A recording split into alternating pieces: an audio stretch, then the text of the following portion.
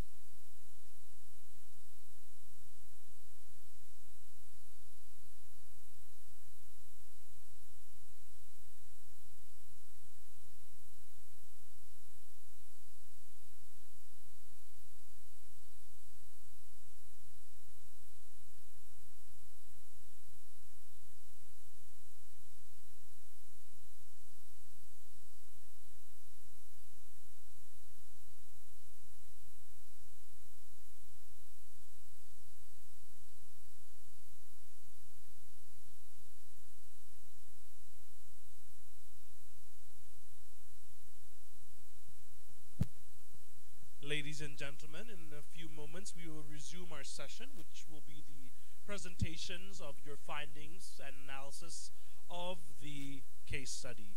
We would like to ask the first group to prepare, because they will be the first ones who will present their case. So the first group, please, if you could be so kind as to move in front and for preparation to prepare your findings.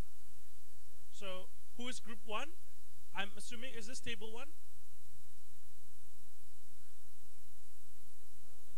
Okay, this is right.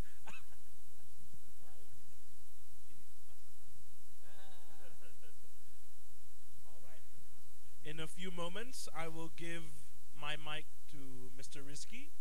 We're just waiting for the rest of the professors to come back.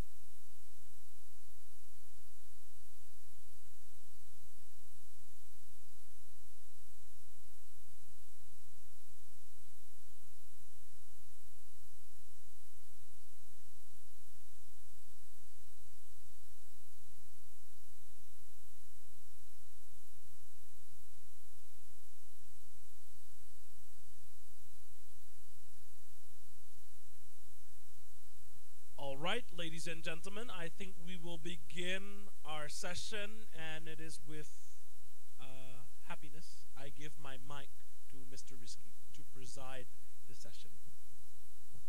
Thank you. Okay, we can start with group 1 on my right. Please prepare your respond to the questions. Who will be the presenter of the first group?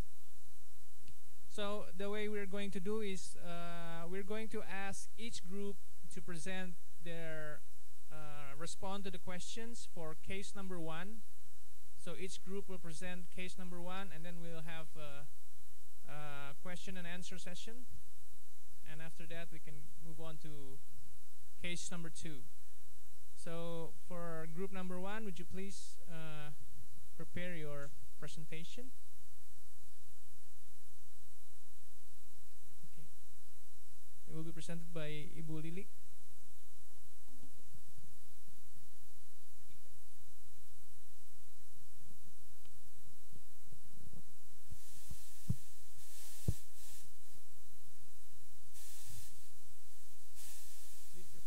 My name is Lily. I'm a representative of Group 1.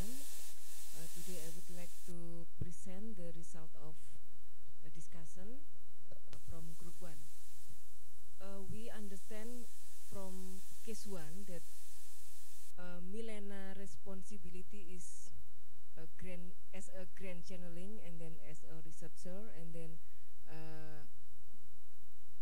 as her institute is also have a role as ethical approval for the research, and then maybe the research can be give a solution about the policy of free of charge, and that we can propose to Ministry of Health.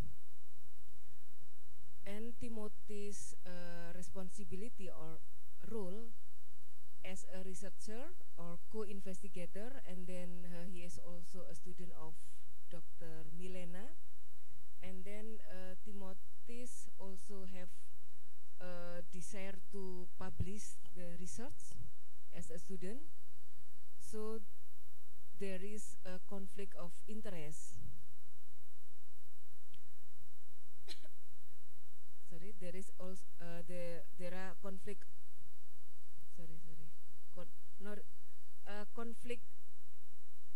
Conflict of interest between the researcher, and then the other. We think that there are two analyses that should be done. At first, maybe compare unit plus markup, or institution informal fee, and then versus the real cost.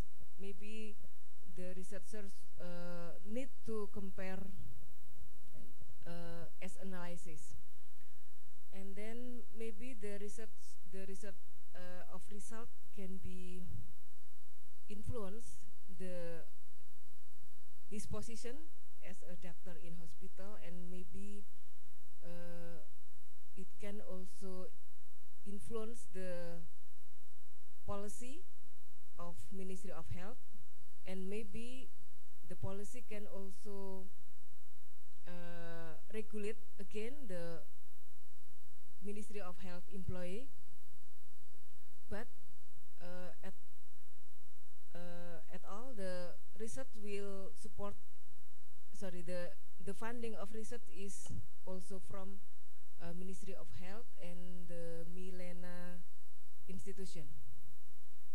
And then the Timothy also have a problem with his career in the future. So in case 1, in number 1, the question is how should Milena and Timothy prioritize their responsibility, and what should they ultimately do? In our group, we suggest that Timothy and Wilna focus on one role. For example, Milena can focus on her role as gram channeling, maybe. So they should release the her position as principal investigator. So the principal investigator should be changed to another person. And then maybe the ethical approval should be, maybe it would be better if the researcher take from another ethical committee from other board, not from the Milena institution. And then the role or the responsibility of Timothy should be focused on the his role as researcher. And then it is for question 1. And how about the question 2? What preemptive action could the research team have taken to limit the likelihood that the situation described above would happen? I think it is the answer for question number 1 and number 2. How about the question number 3? How should the fact that aside from Timothy, the research team member are not citizens in the country where they are conducting research be considered in the assessment of their application? We think that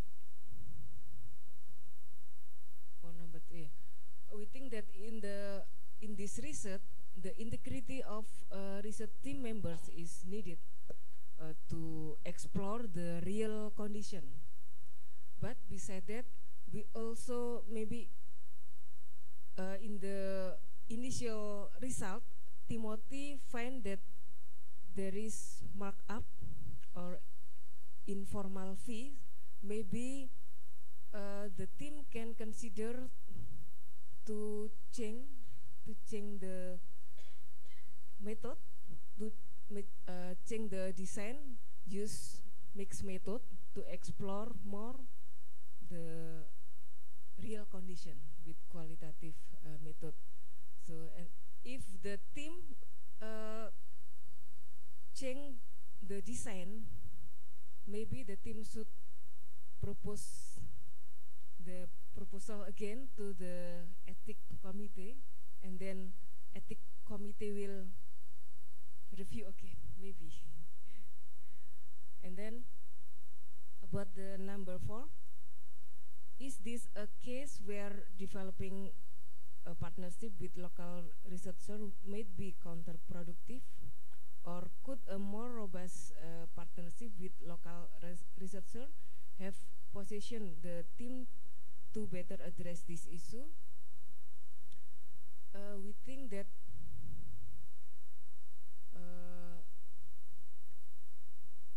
the counterproductive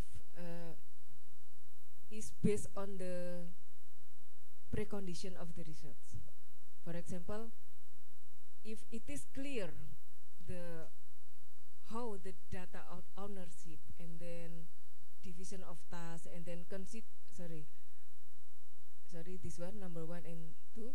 So I think there is no, and the last, integrity of research team, I think there is no counterproductive condition for the local researcher.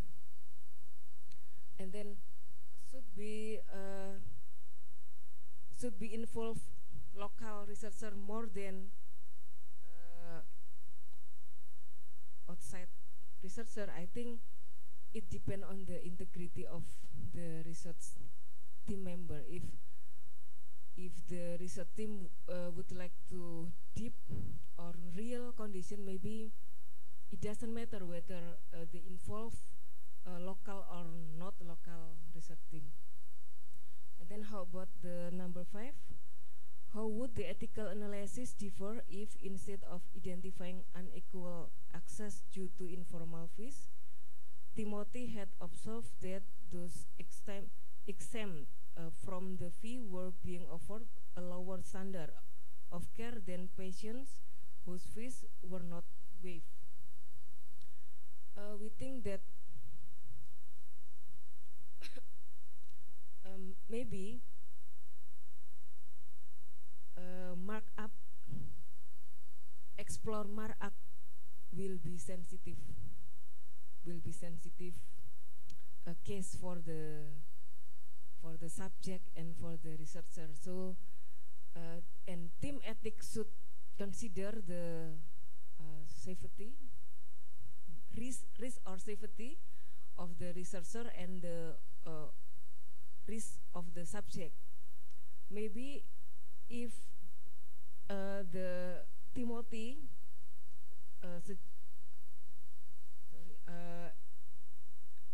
have a hypothesis that markup will give benefit more than real patient with real cost, maybe the researcher should be, as a team ethic, maybe should consider the question about the sensitive case.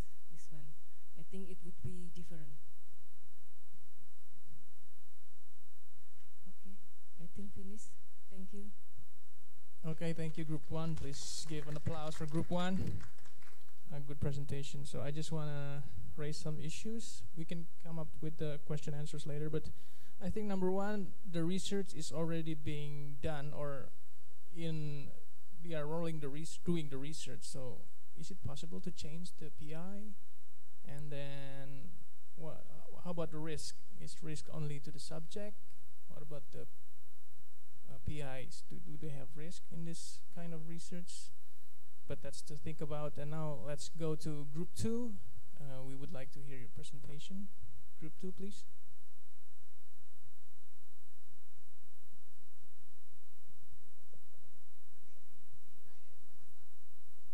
You can speak English well. Okay. Yeah, the team member should help me because I forgot a lot. Thank you for the opportunity. I'm representing Team 2, Group 2. My name is Wika, by the way. So we started our discussion with understanding the case. So that's why we have this highlights of the context of the case before we answer the question. So in our understanding, how we understand the case is the highlight is because there's this policy that is claimed by the Ministry of Health to be successful policy, and the research team are studying the impact of this policy, the so-called success policy. And so apparently the finding of the study revealed that it is not as the result that is claimed by the ministry. And the problem lies because there's this phenomena of illegal charging, illegal fees that is put upon patients.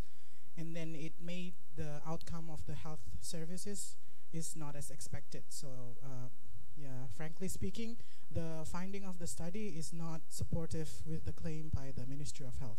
So that's the problem.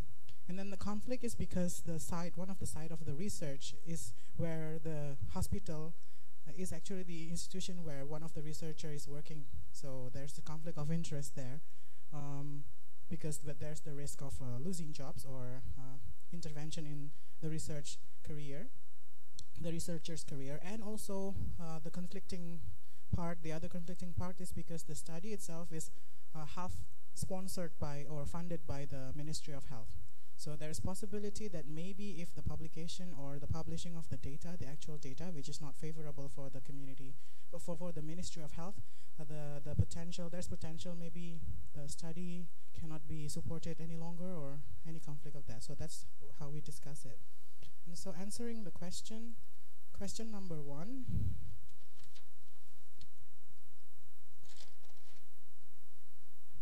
Is about how should Milena and Timothy prioritize their responsibilities and what should they ultimately do.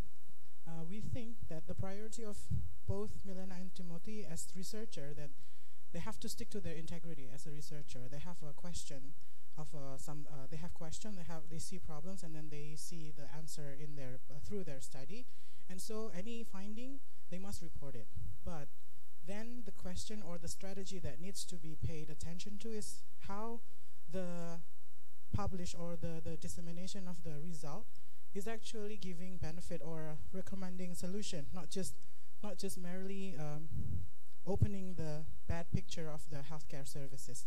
So Prof. Domo mentioned that one of the recommendation could be that even though the data finds that there is illegal charging, but then the actual benefit for that population is when the researcher is able to trace back and tell the story about the background why that phenomenon happened, in order to be able to suggest a recommendation for solution. So not just stopping revealing the bad practice. So the decision, we think it's still mandatory and the obligation of the researcher to publish, but then the publication must be discussed or must be communicated firsthand by to the Ministry of Health, and then so that it is respecting the sponsors, and then also in the publication there's the recommendation for solution. So it's not just so the aim must not only to open the data as is, but to provide solution. That's my understanding. Yeah, that's how this was discussed. Yeah. Just wanted to make sure that maybe I'm making up myself. For the second question, what preemptive actions could the research team have taken to limit the likelihood that the situation described above would happen? We think the preemptive action that may help lessen the conflict or the dilemma if in the beginning, before the study, there's this agreement between the sponsors, the Ministry of Health, and the researcher that there's possibility the finding may not be favorable or may not always be good, but then however the finding, we are going to publish that and use that to improve the system. So it's if that's agreed in front, maybe the dilemma is not going to be as now. So the burden is not only on to the researcher, so it's discussed beforehand, the possibility. And then the third one, how should the fact that aside from Timothy, the research team members are not citizens in the country where they are conducting research be considered in the assessment of their obligation? We think that the obligation of the researcher is to the population that they are interfering, regardless of their country of origin.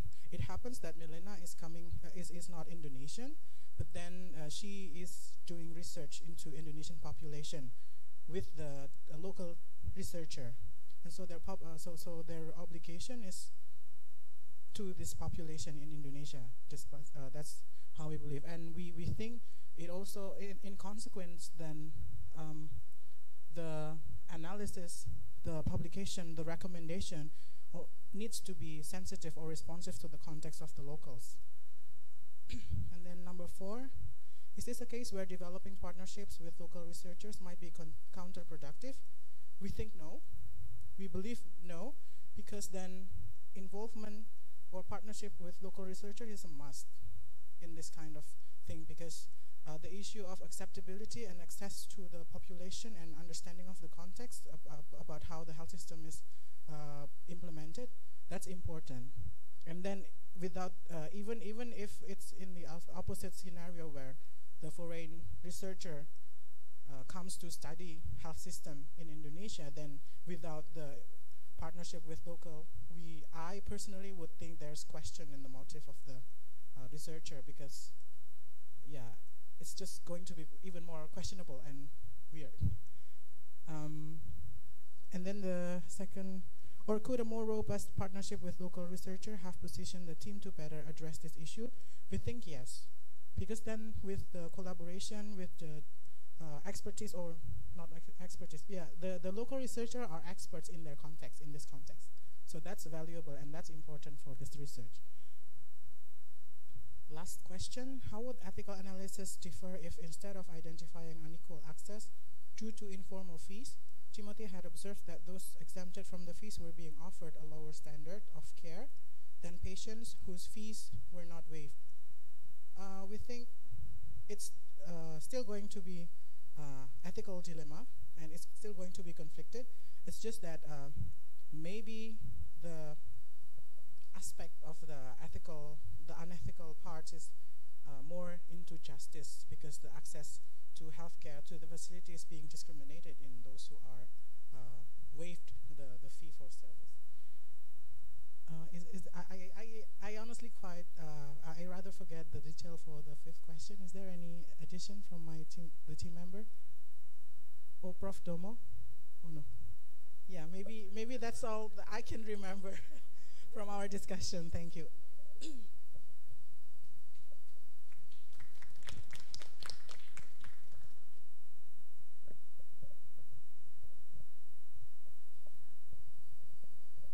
Thank you, Group 2. Very thorough presentation. I want to ask, or just brought something in mind. I think from experience in public health research, sometimes things don't really work as in what you're writing in your protocol. Something came up just like this one. So in relation to researchers' integrity, what do you think you should do? You should stick to the protocol and do what it says, or you should modify it, or just something to think about. And now for Group 3, please present the findings. Thank you. Okay, thank you, ladies and gentlemen. I am a leader of this Group 3, and Stella was the secretary, and we have our representative. His name is Adi, and we are a millennial groups actually. Yeah? So that's why we don't have this old media, but we are going to use the slide presentation. So please look at the presentation.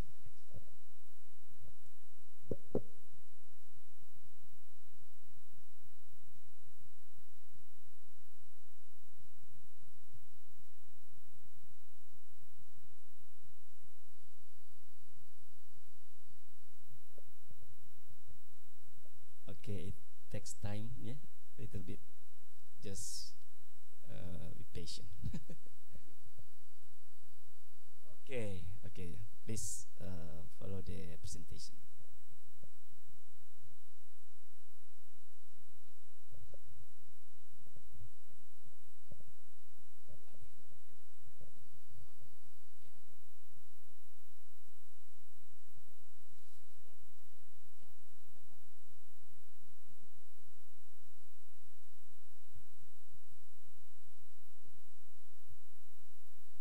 Okay, thank you very much for the opportunities for me to present the result from the Group 3. So in the case 1, Milena and Timothy, we try to answer the question number 1. How should Milena and Timothy prioritize their responsibilities, and what should they ultimately do? This is the problems of conflict of interest. I think we have the same answers with other groups. Because the research and findings connected with the researcher's career and place of works. They may publish their findings, but can exclude the negative findings and include it on evaluation to the MOH. The question number 2, what preemptive actions could the research team have taken to limit the likelihood that the situation described above would happen? So the ERCs should foresee the chance of conflict of interest. I think the team have to foresee that. And then researchers may avoid research in place of works and minimize research that are connected with the sponsors or authorities to avoid conflict of interest. The question number 3, how should the fact that, aside from Timothy, the research team members are not citizens in the country where they are conducting research be considered in the assessment of their obligations? So as researchers, they can publish all findings from the study. It could improve the benefits of the study for the community regardless of its negative findings. And the question number 4, this is a case where developing partnerships with local researchers might be counterproductive, or Could a more robust partnership with local researchers have positioned the team to better address this issue? We think that local researchers should not be connected with counterproductiveness. We think we need to involve them in any research. And more local researchers doesn't mean better outcome on addressing the issue, but the presence of local researchers are needed. And question number 5, how would the ethical analysis differ if instead of identifying unequal access due to informal fees, Timothy had observed that these exempted from the fees were being offered a lower standard of care than patients whose fees were not waived. So both topics had a conflict of interest because the research took place where Timothy worked and the Ministry of Health have the authority on the research. Okay, thank you.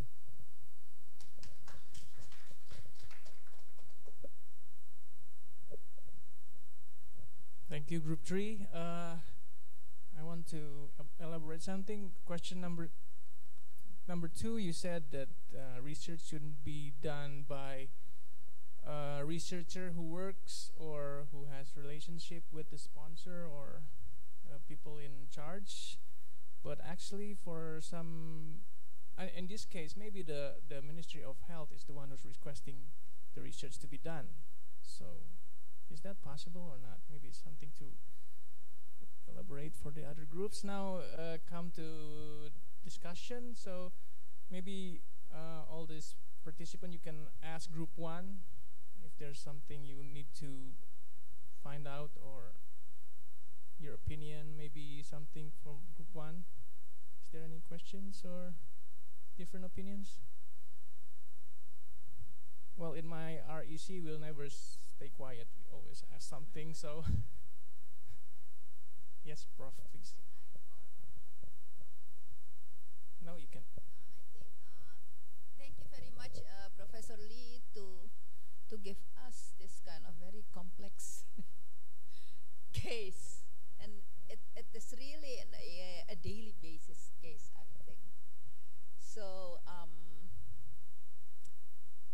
my question goes beyond, perhaps, because our students, they also do their research in the community or in the hospital setting, and many times also who involves in this kind of research, just like Timothy and Milena. There is an academic advisor, there is also the student. And the student mostly goes to the venue locations of the research, just like Timothy. And then sometimes the location is quite far away from the institutions. So if they have and they face this kind of problem, sometimes they cannot solve it by themselves. And that is also an ethical issue to me, because then the student has to stand alone in facing this kind of, I think, big dignitaries. In Indonesia, the big dignitaries are the mayor of the district level. And then sometimes also it involves money. So I think I like this case. It's very complex. It's very much Indonesia also. If we change the name to Rizky, and perhaps Milena is Esti, it's very much Indonesian. So when I look at this case, to me, perhaps first is I would like to know the characteristic, the individual characteristic of this Milena and Timothy. How they can stand strong facing all this kind of complexities when they are looking for data information. So to me, I'm very curious about what kind of Milena is this person, what kind of Timothy is this person. On the other hand, perhaps also when we talk about publication, one time I would like to say, because when we are going to score or to evaluate a faculty member who is going to be promoted to become a professor in this faculty, we look at the scoring, like I say, in this faculty and this University of Indonesia. If you want to be a full professor, you have to find 1,100 credits. And that credits goes to research, goes to training, and goes to community service. It's not just because you put your name professor, that means that you are a teacher. No, we follow the Dutch system. So, one time there was a publication and it went to the world. It went to a big publication, but the author is only one, and one is our faculty member. When you went into the content of the publication, the article, it was a publication or report of his study in 5 provinces. And study in these 5 provinces means you have to go to the community level. You have to work with the authorities there. But their names were not there. So it's ethical because you cannot work alone. You cannot go to the field alone if the major say you cannot go. This is my authority. This is my area. So I feel also with this publication, and this is also very much involving the Ministry of Health. First is, where is the position of this Ministry of Health people in the publication? And what is the authorship? Because I know that sometimes there are publications, we did the research in the X area, and the major came to me and then saying, Professor Adik, can you put my name in the authorship? And I know he didn't do nothing. He didn't do anything, right? Or hospital director. I give you my hospital. I give you the place for your student to do the research, but where is my name in that publication? I need also that kind of image, he said. So those are the things that actually I learned from this case. Publication is actually very important because if you are a faculty member, you have to be in the first place because your score is 60% as the first author, and then the rest is not. So this is what I learned here. Lastly, about this case, actually the informal fee in the study, it is mentioned that it is to help to support the obstetric service, local obstetric service. Don't we weigh that kind of benefit, even though it's informal? Don't we weigh perhaps that also will put a benefit for the pregnant mothers? Don't we see that as positive matter? Or are we only saying that this case is only for the benefit of the under 5 children, I think. So, I don't know. This is a complex issue.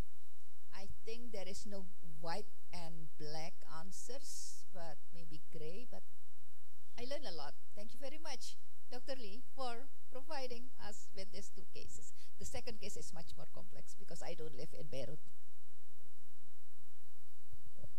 Thank you, Prof. Adik. Yeah. Prof. Ryder, please comment. I don't really have any comments over and beyond that were given by the groups. I think they did a good job in laying out the issues and showing the conflicts here also between striking the correct balance between various types of obligations that you have is sometimes very difficult. So that's all I have to say. Thank you. From the other groups, maybe any questions to the other groups? Are you satisfied with all their comments? No issues?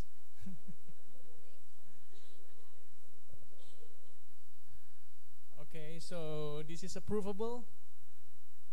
Yeah. Sorry.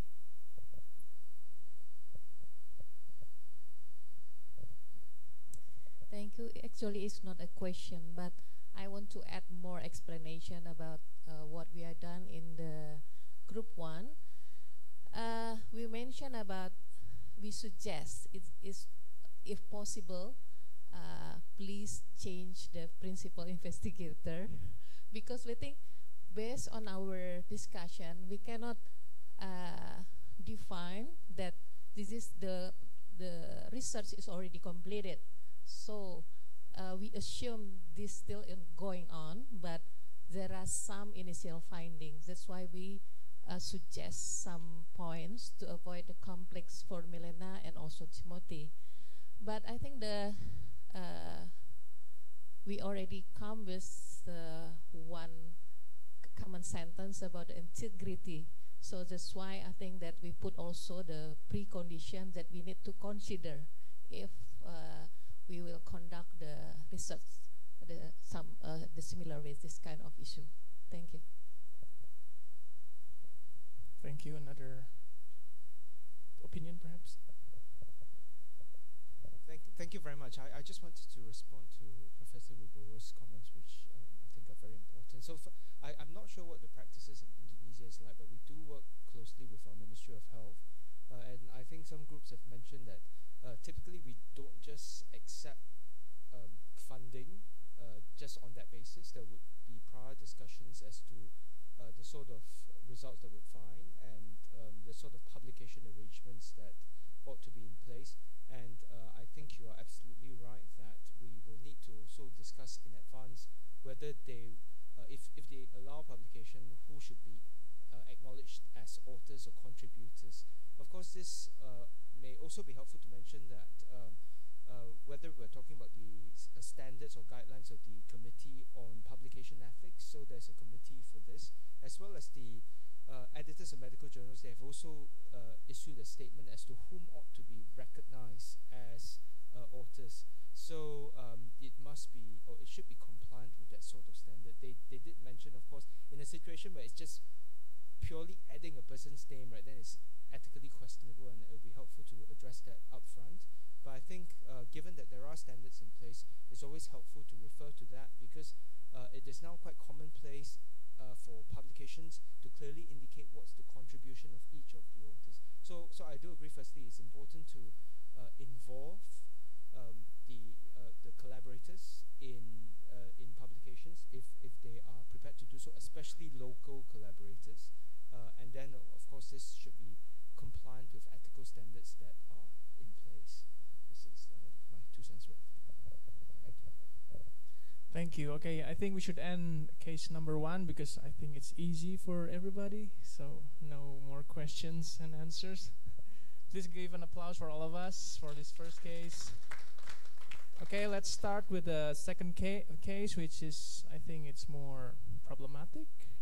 Let's hear it from Group 1. Group 1, please.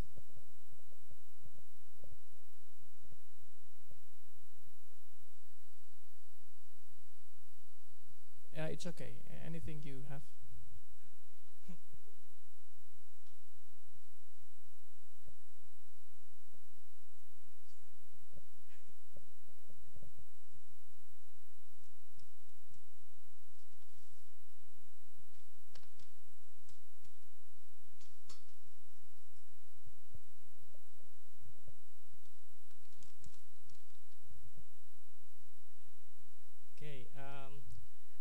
To present our findings, and unfortunately we haven't really finished the discussion. We just got to the point that we summarize what is it all about. So there are several key points of the research.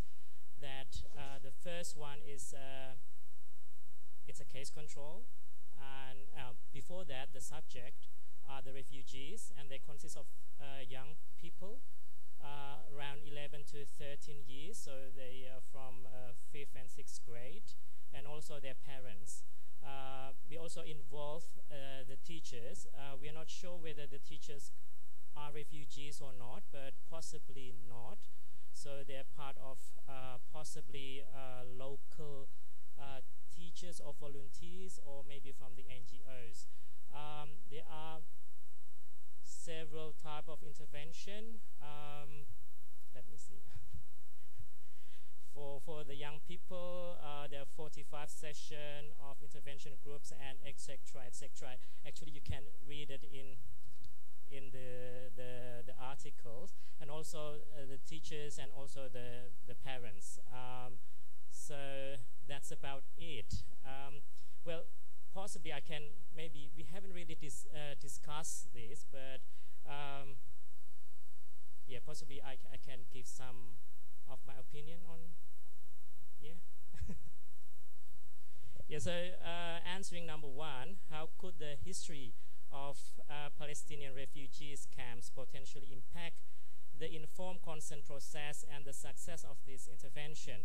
So yeah, it's very possible, very likely that it would be difficult to have an informed consent from these refugees, from the children as well as from, in this case, from their parents, because as we know, refugees, they came from different part of this world, in this case from Palestine, and they are here as a refugee, so it will be very likely that they're very suspicious, they are not eagerly participate in this kind of project. So yes, it is very likely to be difficult to get the informed consent. And in answering number two, who are the stakeholders in this case, and what stake for or against do they have in the research project? How would you deal with those who believe that the project is not in their or community's interests? Well, the stakeholders are the parents and yeah, the children, possibly the teachers.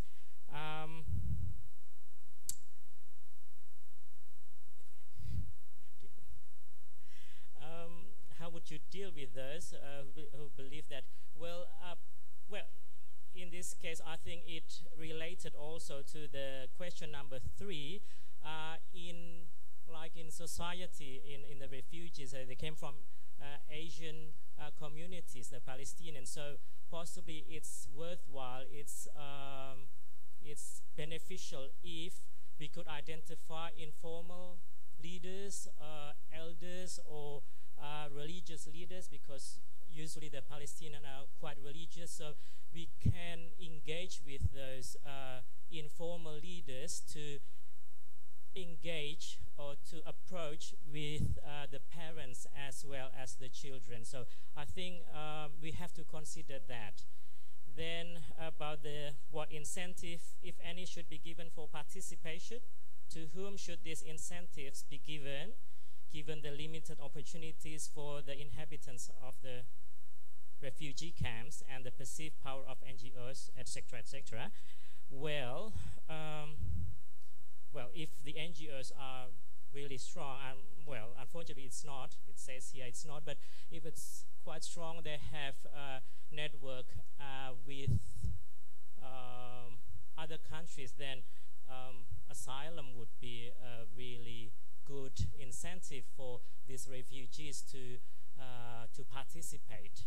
Otherwise, possibly because, well, it's very likely that they don't have that much asset or money, then kind of, well, that kind of incentive or maybe staple food or things like that possibly could encourage the participation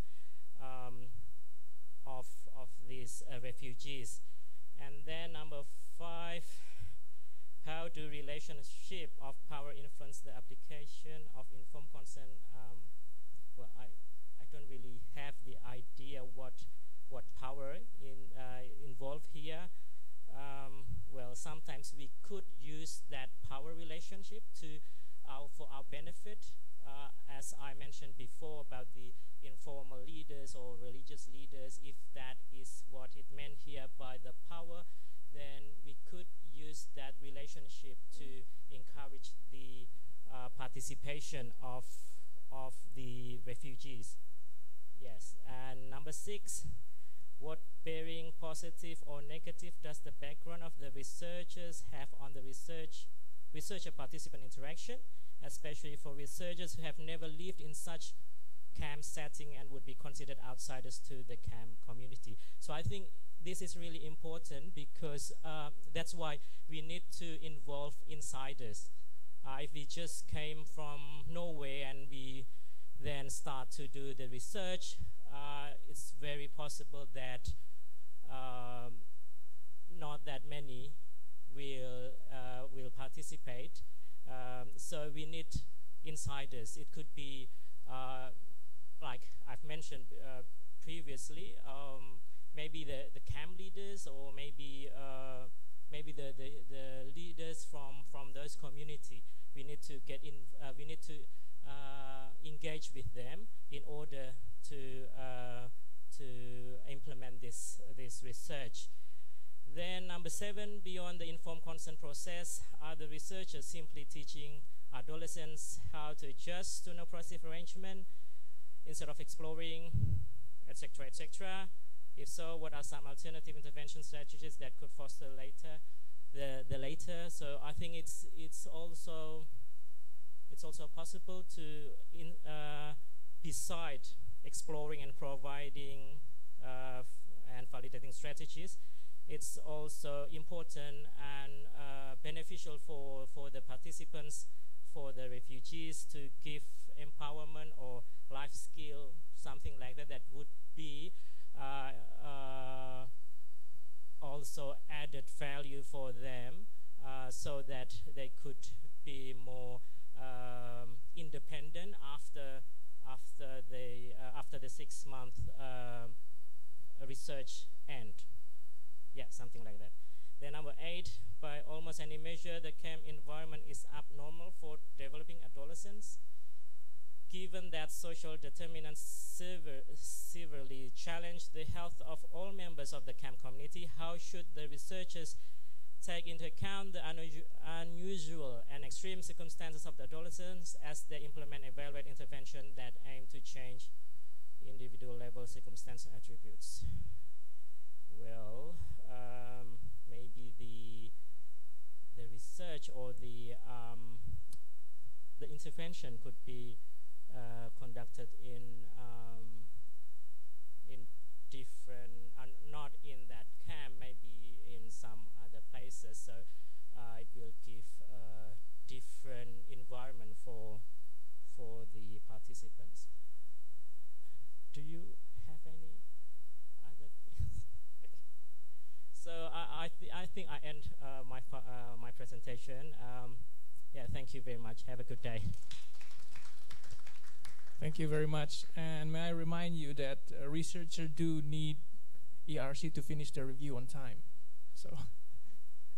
And another an issue maybe we can start from vulnerability for this population, and to what extent the vulnerability is for these people in the camp.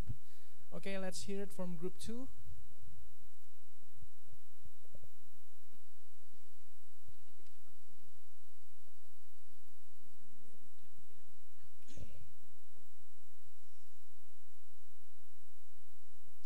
Okay, thank you. First, I would like to introduce myself. My name is Rosa Amalia. I'm a dentist. Maybe I have a different background from you all, but I'm trying to wrap up our conclusion on case number 2. We agree that case number 2 is more difficult than case number 1, but we try to draw up the answer as simple as possible.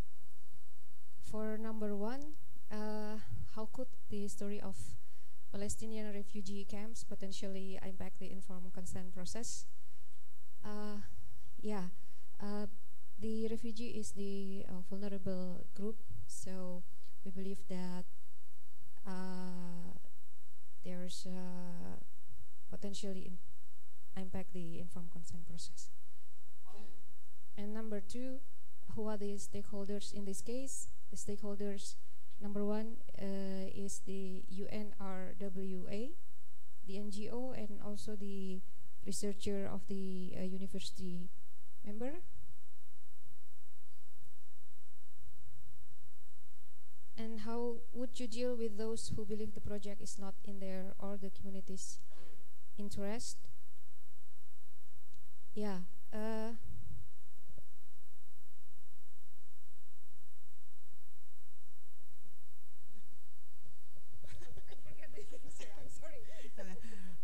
We were discussing that if there are parties or participants who don't think it's necessary to join the research, then so be it, because it's voluntary. Then it's their opinion, it's their rights. Yeah, and no force at all. Yeah, and number 3, what are the advantages and potential disadvantages of using older youth to obtain parental consent and students' assent? Yeah, we believe there's a benefit and also a loss. First, the benefit, the older youth can communicate better, and the loss is potential unethical recruitment, because older youth, parental consent must be delivered by the researcher themselves, not the older youth. And number 4, what incentives, if any, should be given for participation? For the children, it might be books, foods, and also maybe toys. And for the parents, yeah, sembako. I don't know the English language for the sembako. Main staple food. Main staple food. Okay. Yeah. And number 5, how do relationships of power influence the application of informed consent procedure? Yeah, we believe that the someone that have power there can be influence the consent procedure. And we have, as researcher, we have to make an approach to the leader of the camp. And number 6,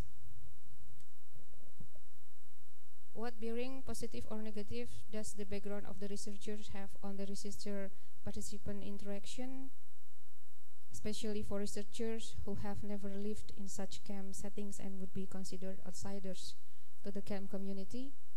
Yeah, maybe the perception is different because the researchers comes from the different community, but for the positive side, they will bring optimism because they comes from maybe a more peaceful place and a happier place.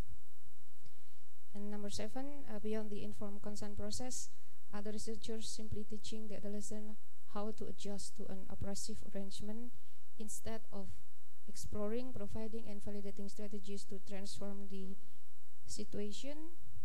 At first, the researchers should teach how to adapt with the situations, and then it will not stop from there. The researchers should continue the research by exploring the potential of the refugee in line with the facility provided there. And number 8, by almost any measure, the camp environment is abnormal for a developing adolescent. Given that social determinants severely challenge the heart of all members of the camp community, how should the researchers take into account the unusual and extreme circumstances?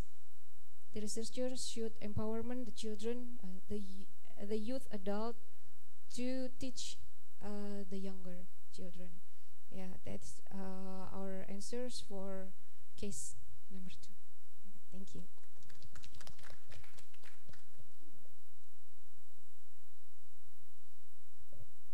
Thank you, group 2. Sorry. Maybe something to bring out in your minds.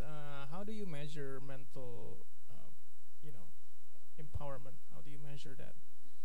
And how do you think that is the research really beneficial for this group because they are vulnerable population. So you should consider risk and benefit. And for the last group, let's hear it from the millennial group, group 3.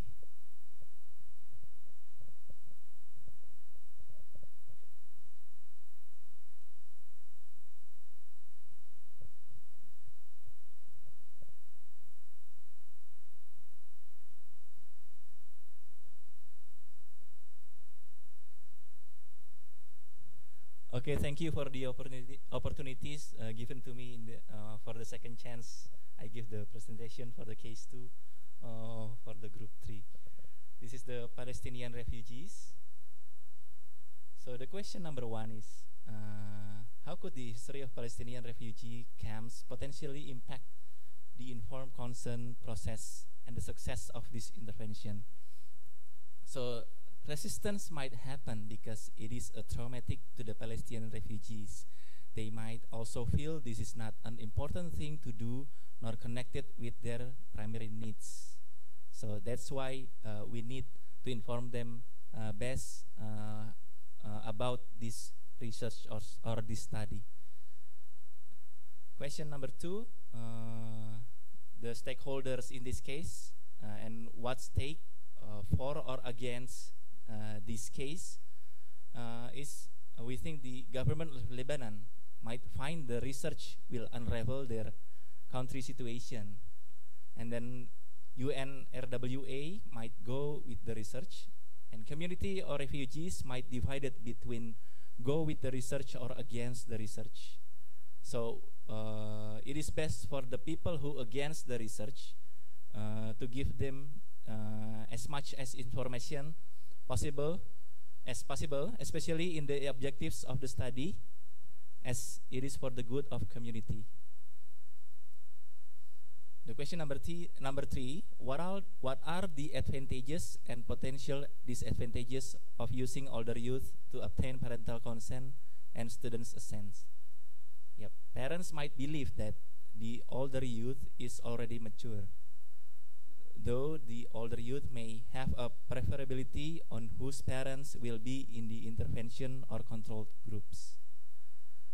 The public figure, we can use them in the community to enhance the informed consent seeking process in such social context. And about the incentives, we see there are 3 groups: children, parents, and teachers. So we need to give them incentives to encourage the participation. The first one is children. We can give them meals or color books, something like that, so they can work on, and then they get interested to follow the research. And then parents, we can give them money incentives like a transport or something. And then teachers, we can give them per diems as their work as a teachers. But the incentives itself can become compulsive if we give too much money as incentive.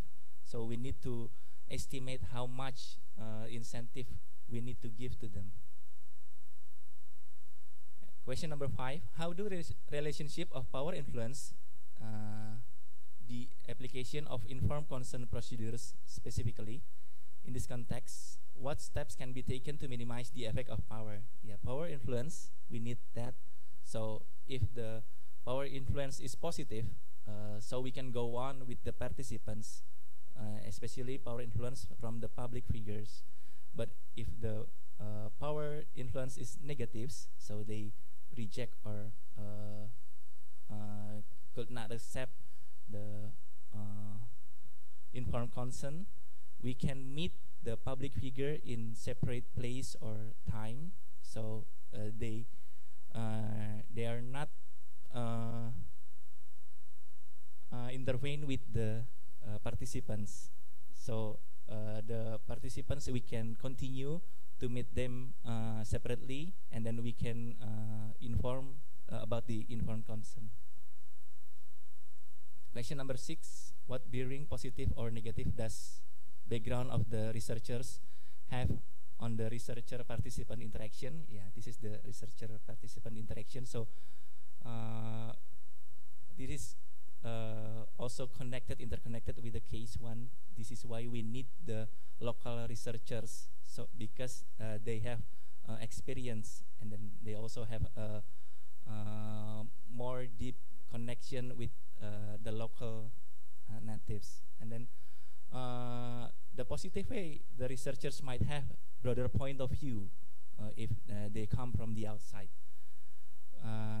They might have lack of experience as a refugee, but they can have empathy for the participants. Question number 7, beyond the informed consent process, are the researchers simply teaching the adolescents how to adjust to an oppressive arrangement instead of exploring, providing, and validating strategies to transform the situation?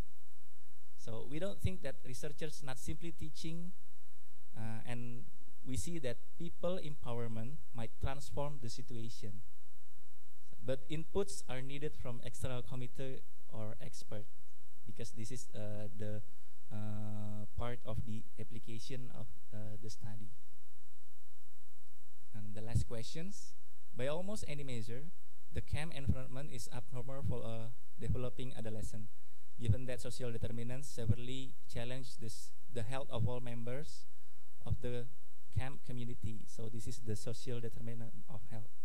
So allowing the research subject to be relieved anytime, or researcher can also provide counseling for the participants in need. We can give the participant who have found themselves to be severely challenged or oppressed to be relieved, or give a counseling to them. Thank you. So this is us. Thank you, Group 3, for a very millennial presentation.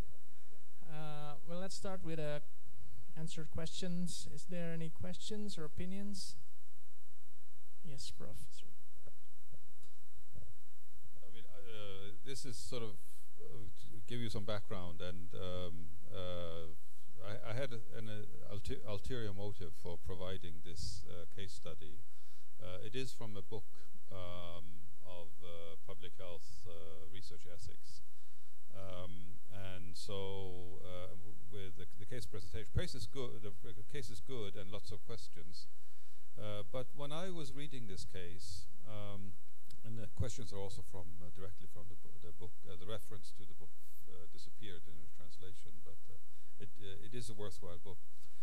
What I was, the reason I gave you this was to illustrate a point of many of the work that is done in research ethics, and that is the excessive focus on informed consent and incentives and the so-called vulnerabilities of people, the power relationships and so on. That's a lot of focus is on that. And the question is that really the most important thing about this case? The kind of questions that you're asked to answer here.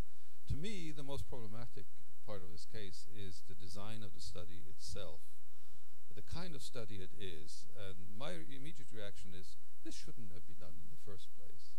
It doesn't matter about all of these things. And I was sort of maybe hoping that some of you could have said, maybe you did, and didn't dare to say it. Because that is sort of the, I mean, here you have a study in a refugee where the children will get, the group will get 45 hours of intensive training, the parents will get 15, and the control group, they will get 10, and the parents will get nothing.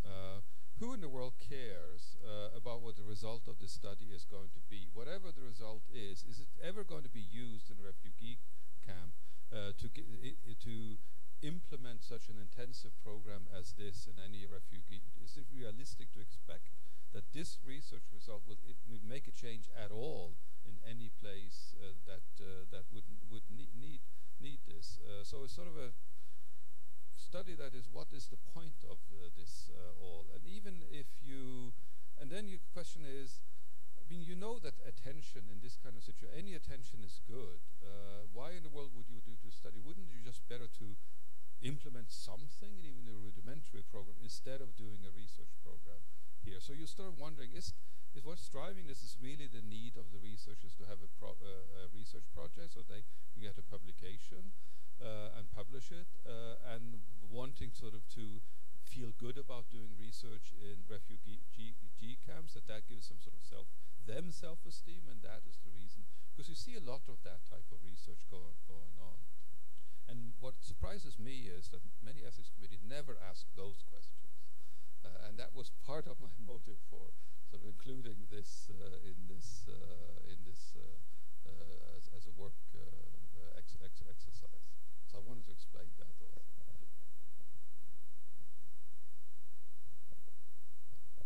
Thank you for pointing that out. So, any challenging opinion from groups?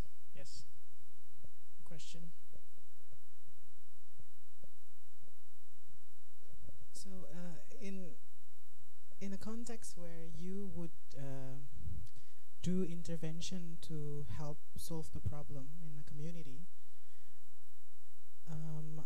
can you then publish your report or your reflection on that, on what you were just doing? I mean, that's not a research. You're trying to help. You're trying to make change in a community, and then if you want to publish on that, what do you think? Can we write that?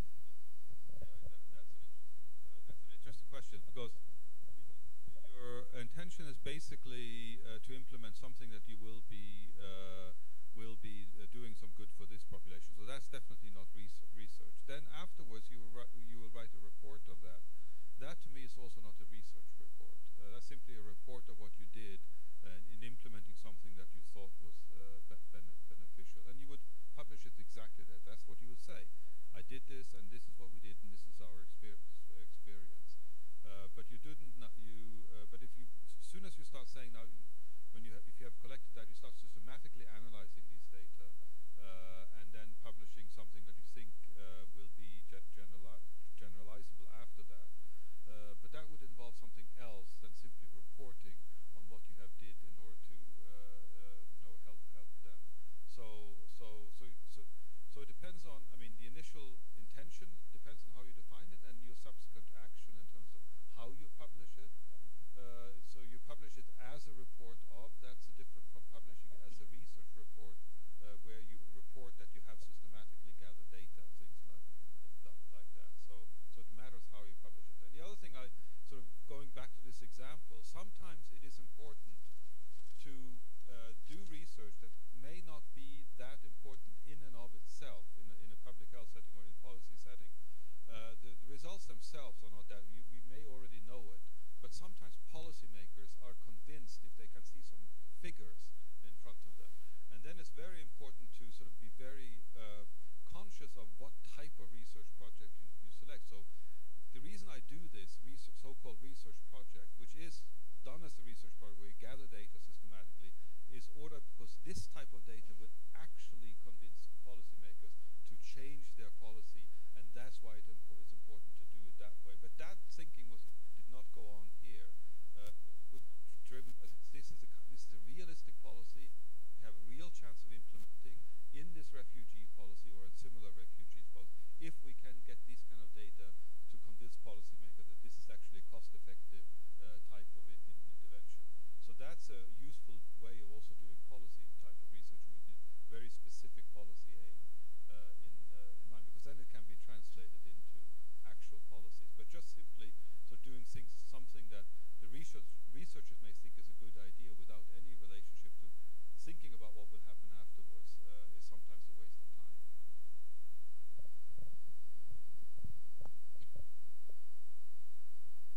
Okay, thank you. Any other questions or things you might want to discuss? Let's just open any kind of questions or discussion you would like to ask. Anything? Welcome to Dr. Triyono Sundoro, the Chair of National Ethics Committee.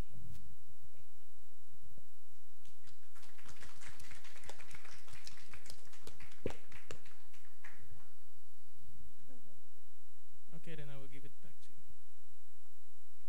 Thank you so much, Mr. Rizky. A round of applause for him as well. Are you sure there aren't any final questions for the good man? For him? No more case studies? More? You want more, Prof? In the next workshop, yeah, I think. Oh, the book, yeah, indeed. Indeed. So, anyway, I would like to welcome Dr. Triono Sundoro for coming here. Thank you so much for giving us the opportunity to become a speaker in this international workshop. Dr. Sundoro, yes? Oh, by the way, for those who are a little bit sleepy and running low of energy, bananas are, we just picked it from the tree in the back in FKM. So it's fresh, it's yellow. Go ahead and take some. I think we might, Prof. Adik, what do you think of a little 2-minute break? 5-minute break for them? Are you guys a bit weary? Do you guys need a glass of water? I think I'll give you guys a 5-minute break before we resume. And you can have some coffee, you can have some tea. I see the banana stand is full. Okay, we'll begin in 5 minutes.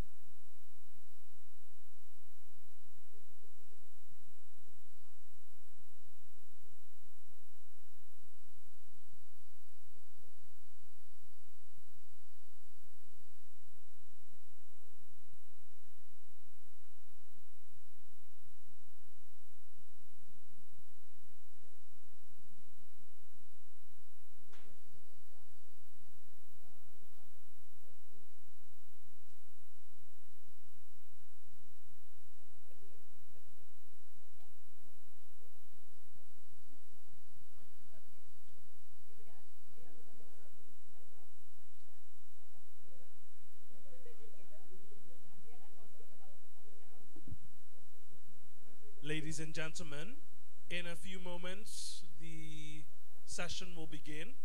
So I would urge you all to take your comfy cushion seats and get ready for what I believe would be a wonderful presentation. In a few moments, the session will resume, or rather begin.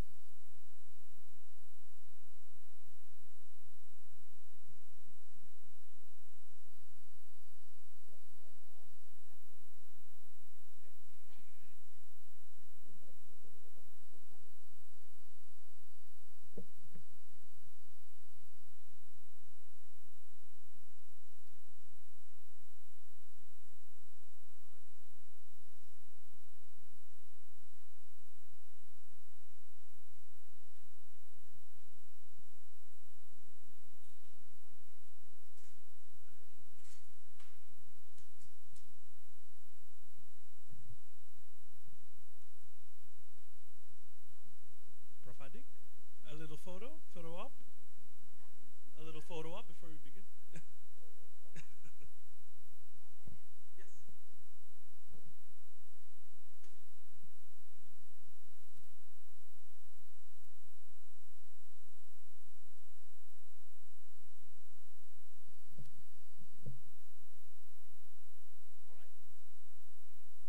All right, good afternoon, everyone.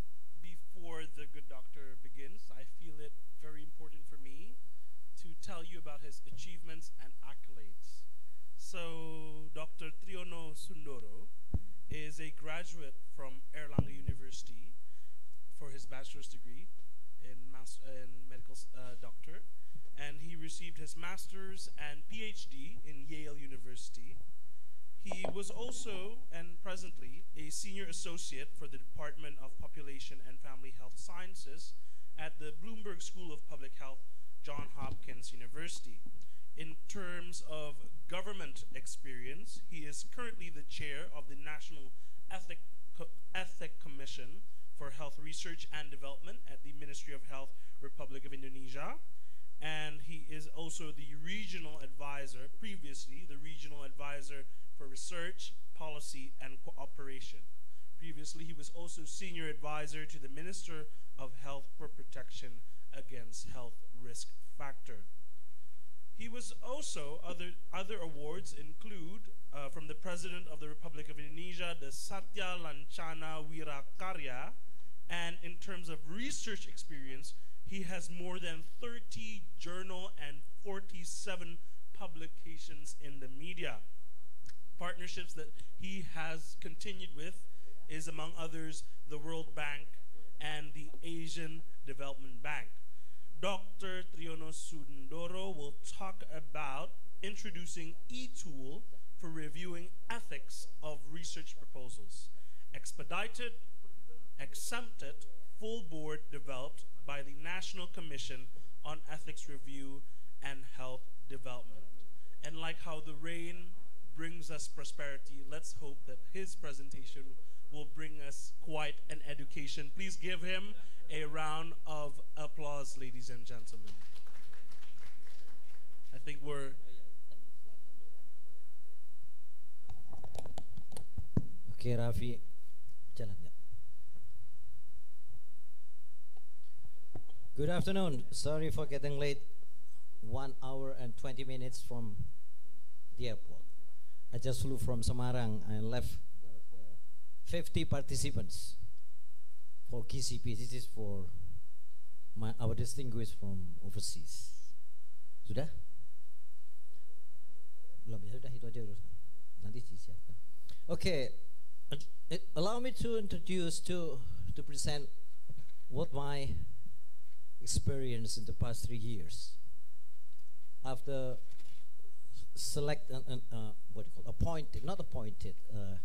voted by all the 29 members of the National Ethics Commission for Health Research and Development. Briefly, we have 3 objectives for the ethics. Number 1, to protect humans participants. Second, to ensure that research is conducted in a way that serves interests of the individual groups or society as a whole. And third, to examine specific research activity for their ethical soundness, looking at issues such as management of risk, protection confidentiality, and the process of informed consent. This is worldwide, universal. Now, this is the history of Indonesia. 2002, beginning in 2002, some of those in the pictures already passed away. Okay, but some still alive and survive. I was standing there with the red arrow as the chair of the National Institute of Health, Research and Development in the Ministry of Health.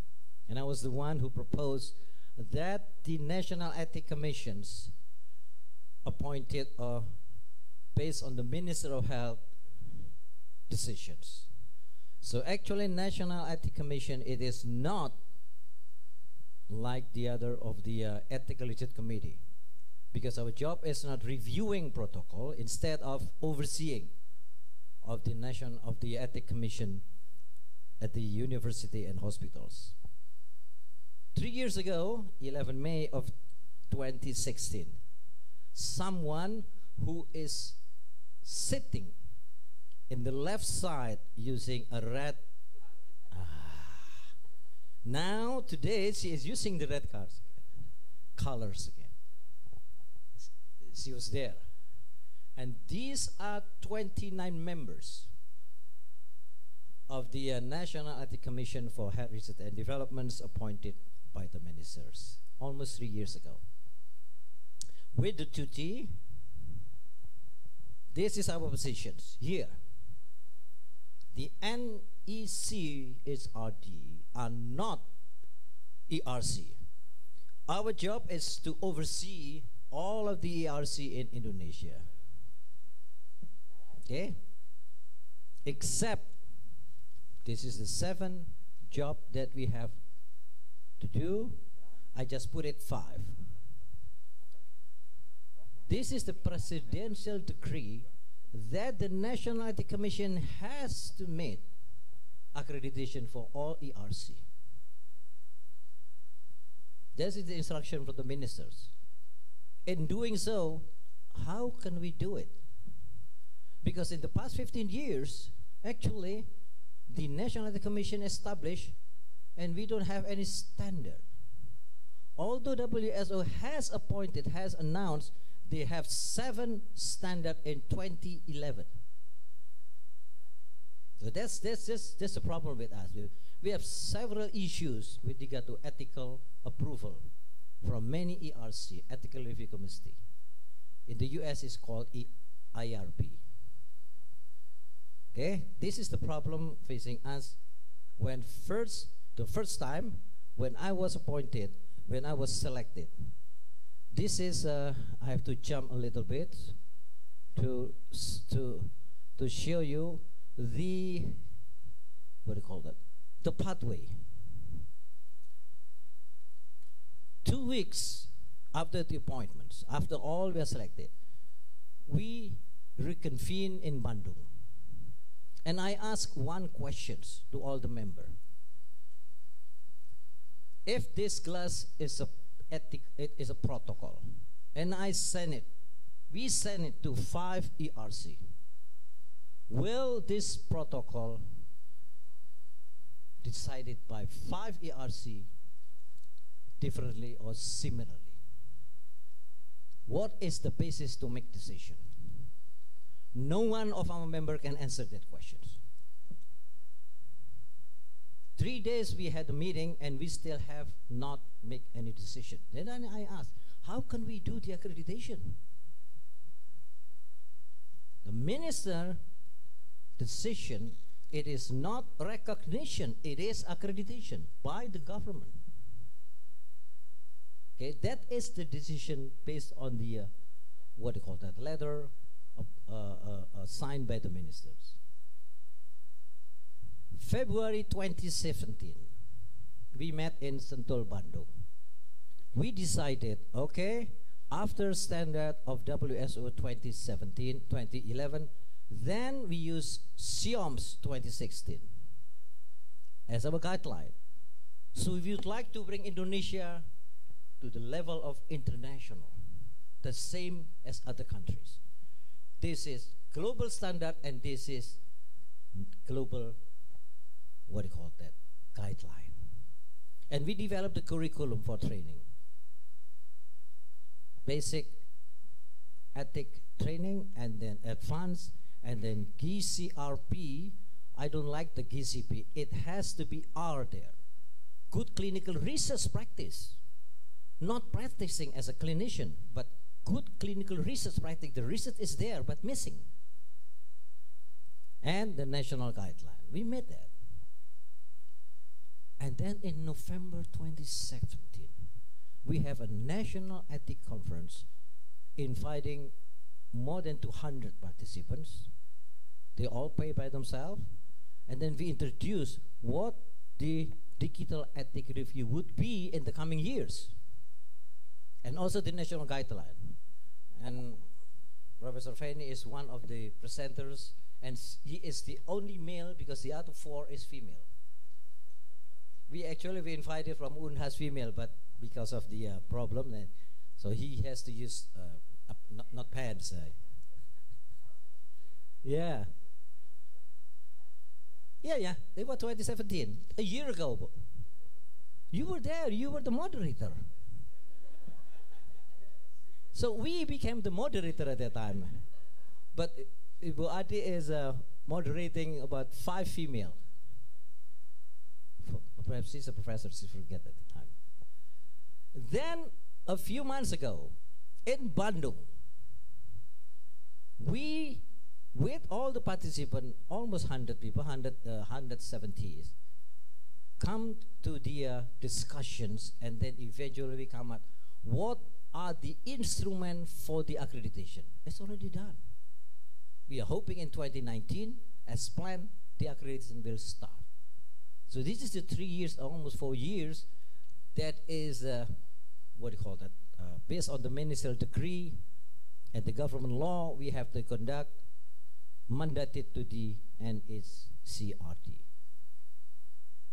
Today, 114 ERC nationwide has already demonstrated, has already done it through the electronic processes. No more paper. Anyone can propose protocol through online. They have to finish within 25 days.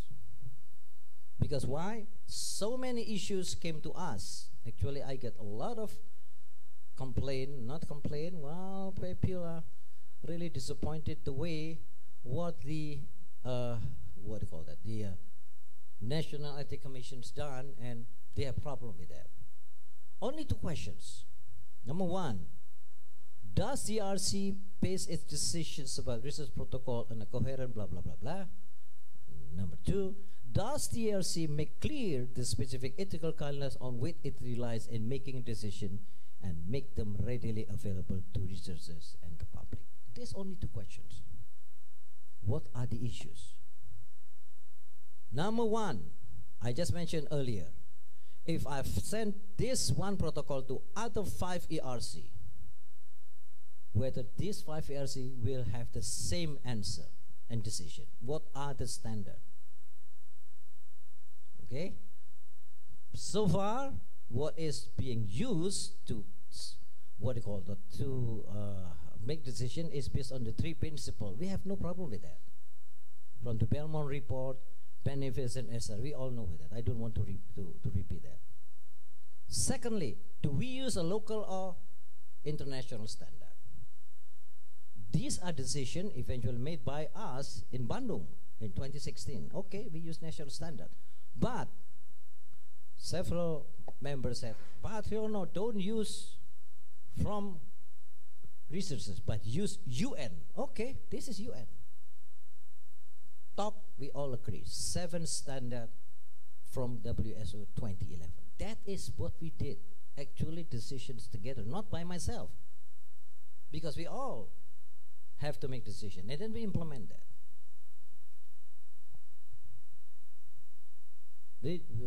My dear participants, we receive, especially myself, receive complaint.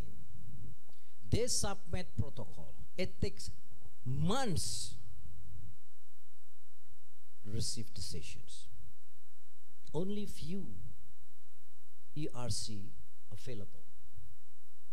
And the policy of the Minister of Education and the accreditation committee of the universities, institutions stipulate all research protocol must receive an ethical approval before it published. But many don't have an ERC and they ask for training. Including, I came to the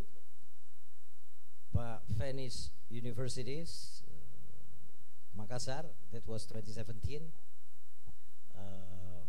School of Public Health, and both of us with the dean, we sit and we talk, and I talk bluntly to the dean. You make the medical school of Hasanuddin University overburdened.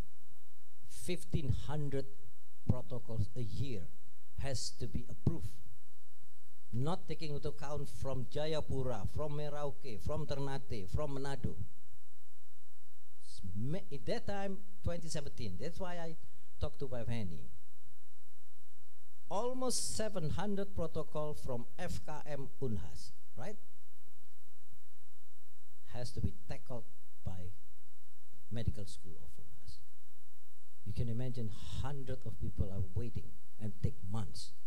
Not only that, if this is a protocol, the ethical review committee more scrutinizing the method, not the ethical dimension. So ERC more acting as a scientific committee. And that's, many people complain on that. You can imagine if a candidate, a doctorate candidate, they have a, what do you call that, promoters.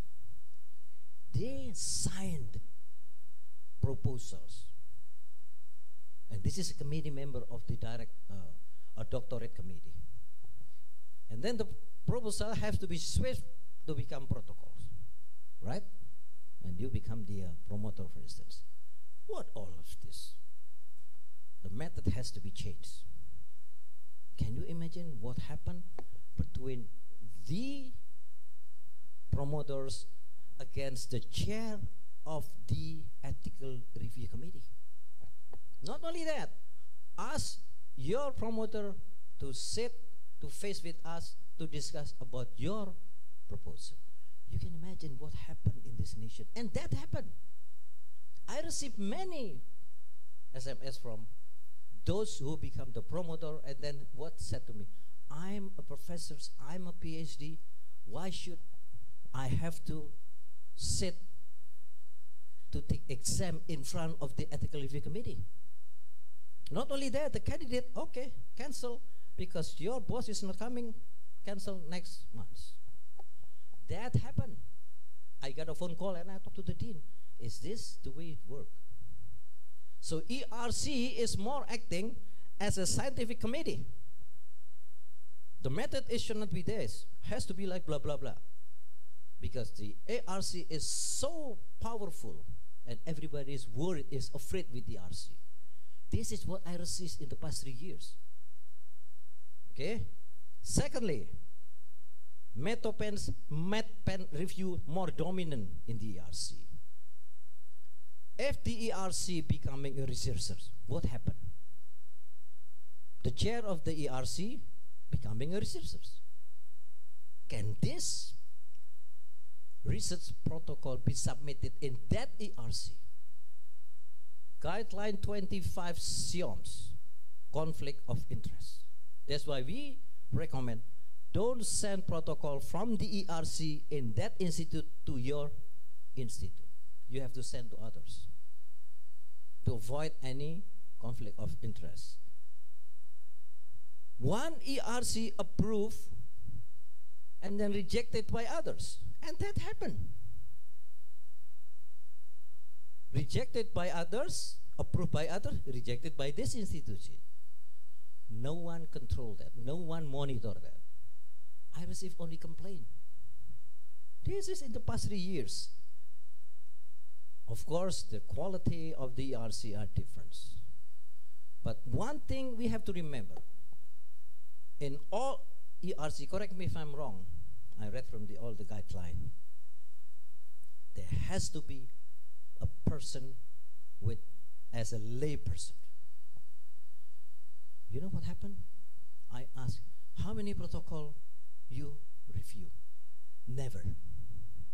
The member, how many of you? Oh, I done it 97. How come? And the other, oh, I only 10. This is the system that already established.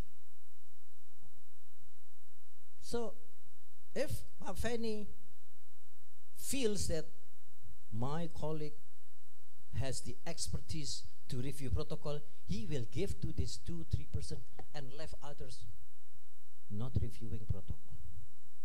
So you can imagine, ERC so far conducted ethical review without even the foundation of the ethical principles. So this is happening. That's why imbalance among the member of the ERC. I don't want to mention which institution, but many, because so far we have so many alumni to get the the approval, the training in the past 3 years. Okay, let me explain about what decision in 2016. In the left is the principle of ethics. In the right side is the standard of protocol approval. This is not me. This is decision in 2016 in Sentul, Bogor. So the left principle, 1979, I took from Belmont report. We know there's Tuskegee standard with Sibylis there. And then 7 standard in 2016. And this is the book, SOP. Everyone, this is open access, we can use this. So, respect for persons, benefits and injustice become 7 standard. That is 2011. And then in 2016, it becomes the guideline, SIOMS. Why? I remember several times, 2 times, in Geneva, I raised my hand, and friend from Thailand and others also raised the same hand. WSO, you made a standard of the ethics. Where is the guideline? There have been a lot of guidelines, but separated. biomedic, epidemiologic, clinical trial, all have different guideline. But in this guideline, the blue one, the yellow one, only one. They integrate. We decided using this guideline in Sentul 2017. And then Pak Purnawan, he's not here, and Bu Ratu, we sent email to SIOMS. Can we use this for the guideline for Indonesia? Oh, more than happy. Question number 2, can we translate this in Indonesian language? More than happy, as long as don't sell it. We don't sell it. We use for decision making in a full protocol. So we have 2. Number 1, standard WSO, and then 2, secondly, guideline of SIOM. Go for it, and then we make the curriculum.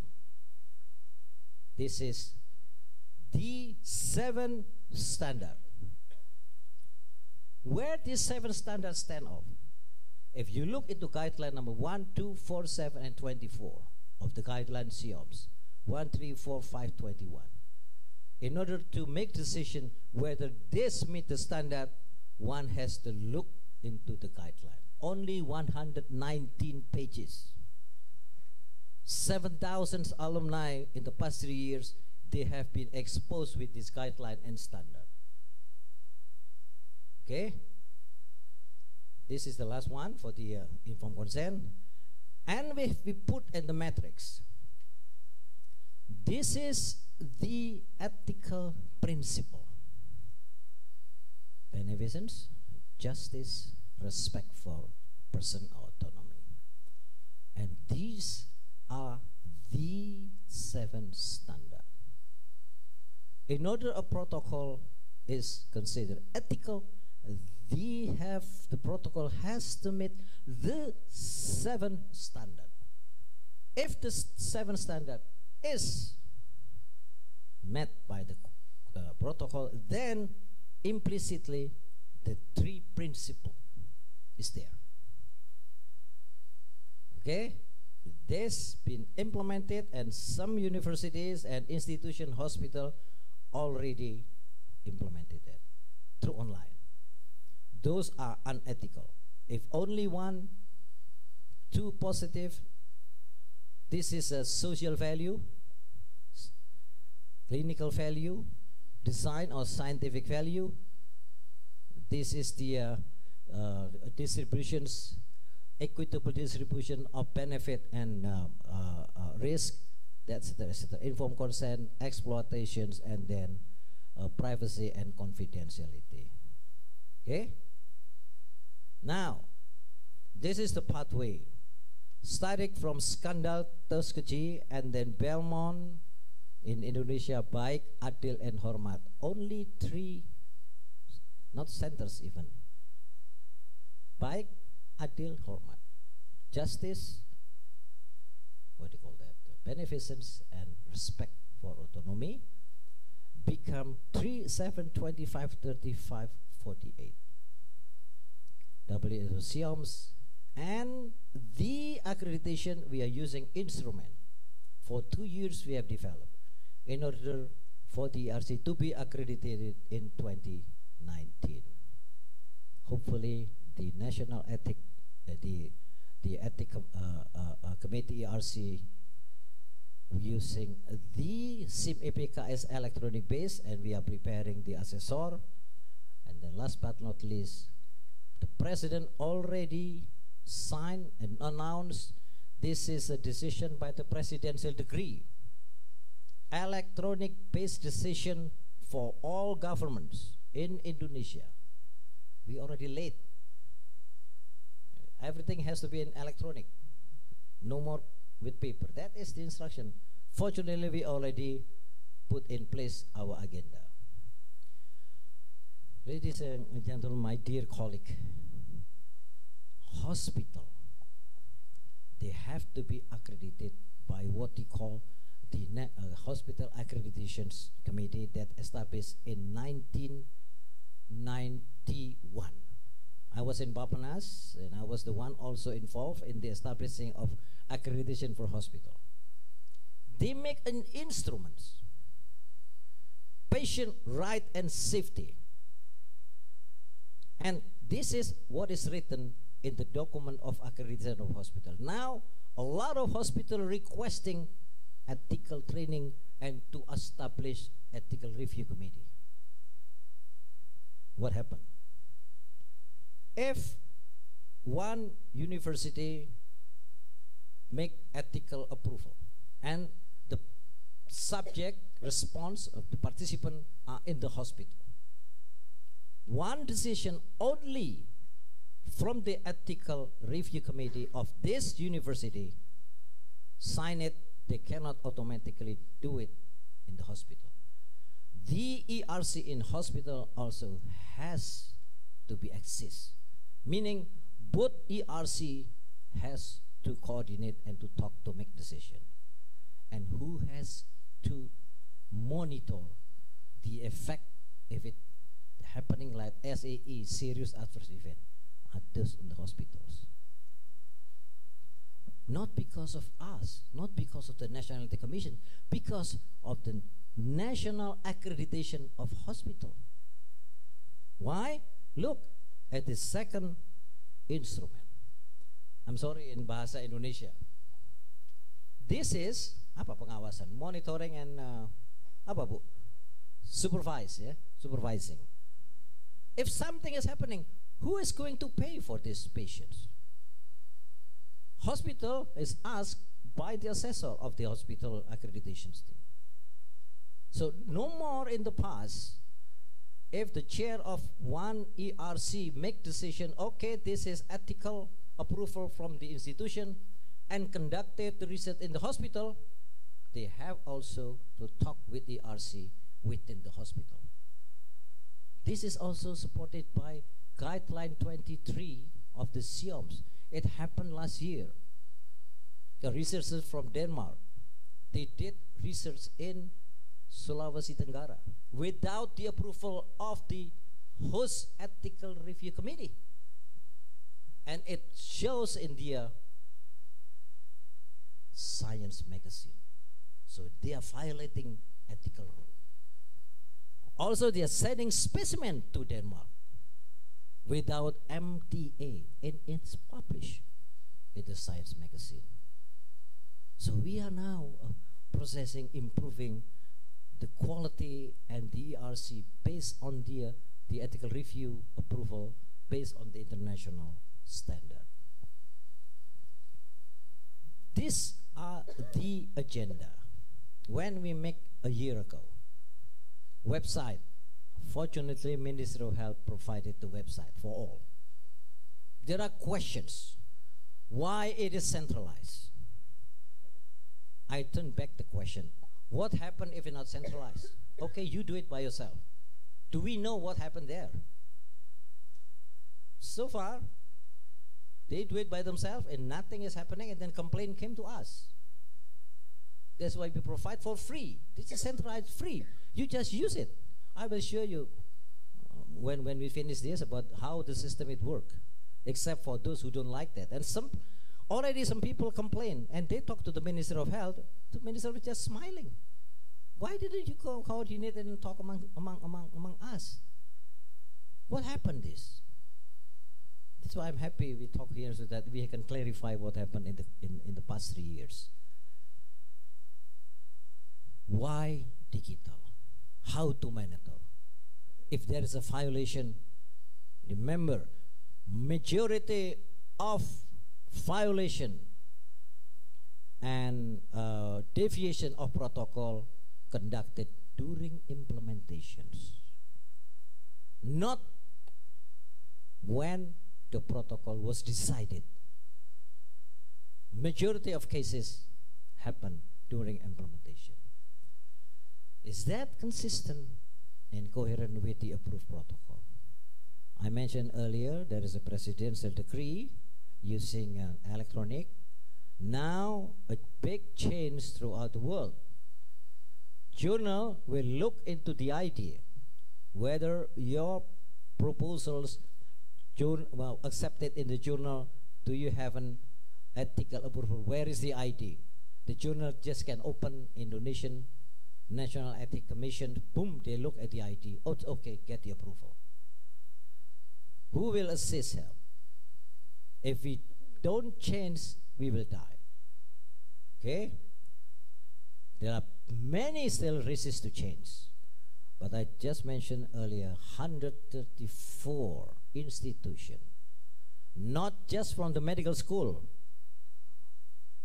but School of Public Health, hospital, they already implement through internet. Okay? Those who reject are those who are still in their comfort zones. And I can pinpoint how many of them are still rejecting. Because I have so many complaints.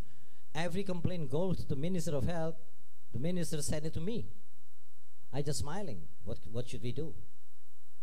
Okay? This is a system.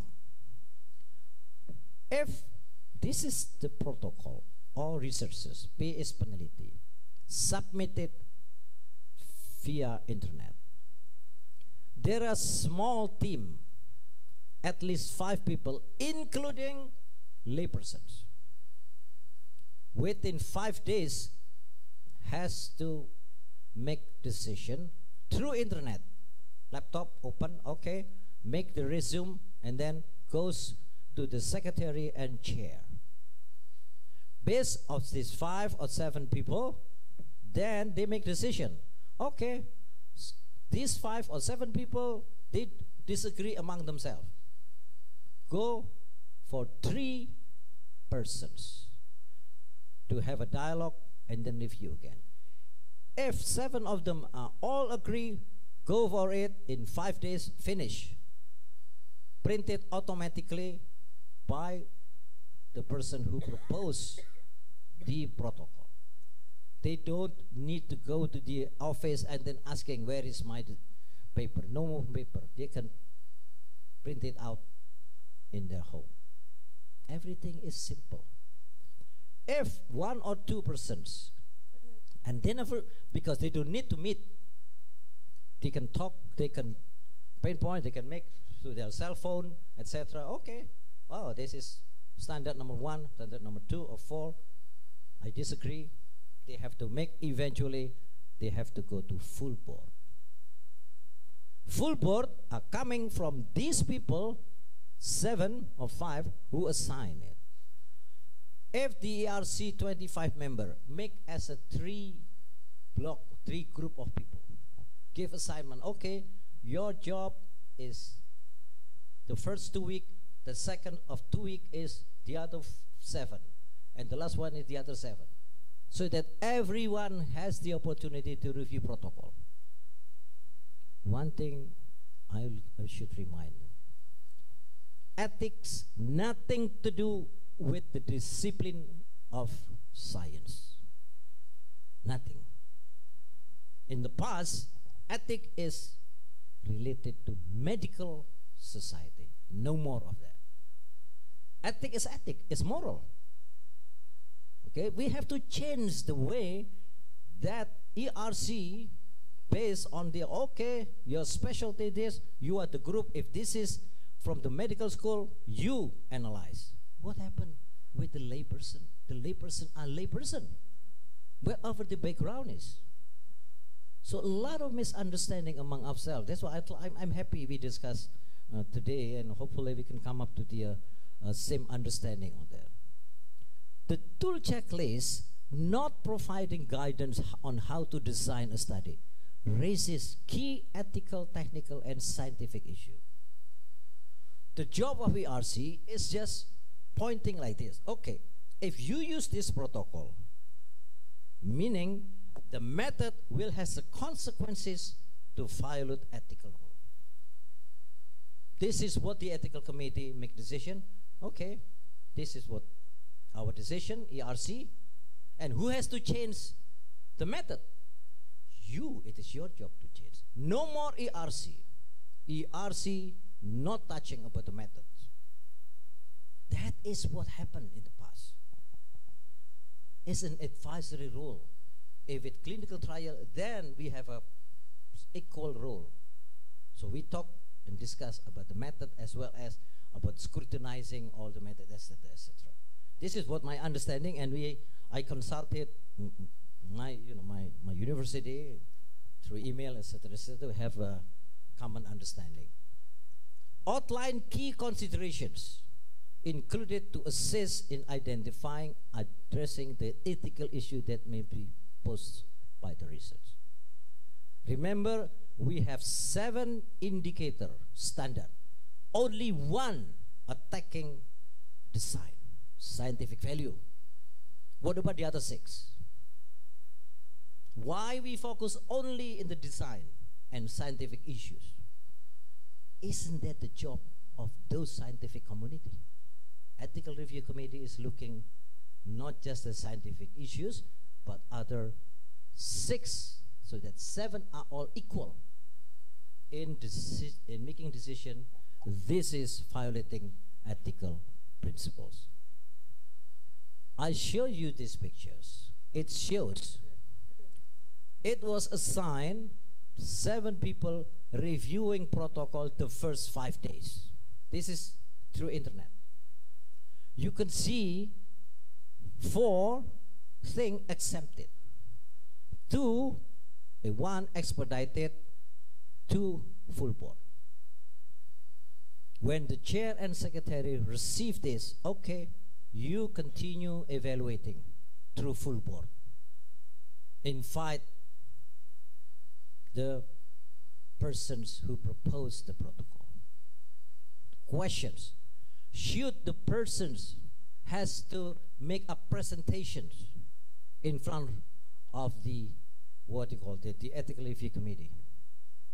The job of ERC is asking killing questions so that the person who proposed these research activities understand they are violating the rule, the ethics. They have to change that. That is the communication between ERC and the proposed person for the protocols. My dear participants, in the past 3 years, what we have done is learning history together with people who become the alumni, the journey of learning. And then the journey of learning, it is a process that involving DAOI, okay? Performance field, parallel learning process, how we conducted in the past 3 years. They need mentor, internal support group, translating from the training to become implemented. Okay, that's why we have to continue assisting them through mentoring process.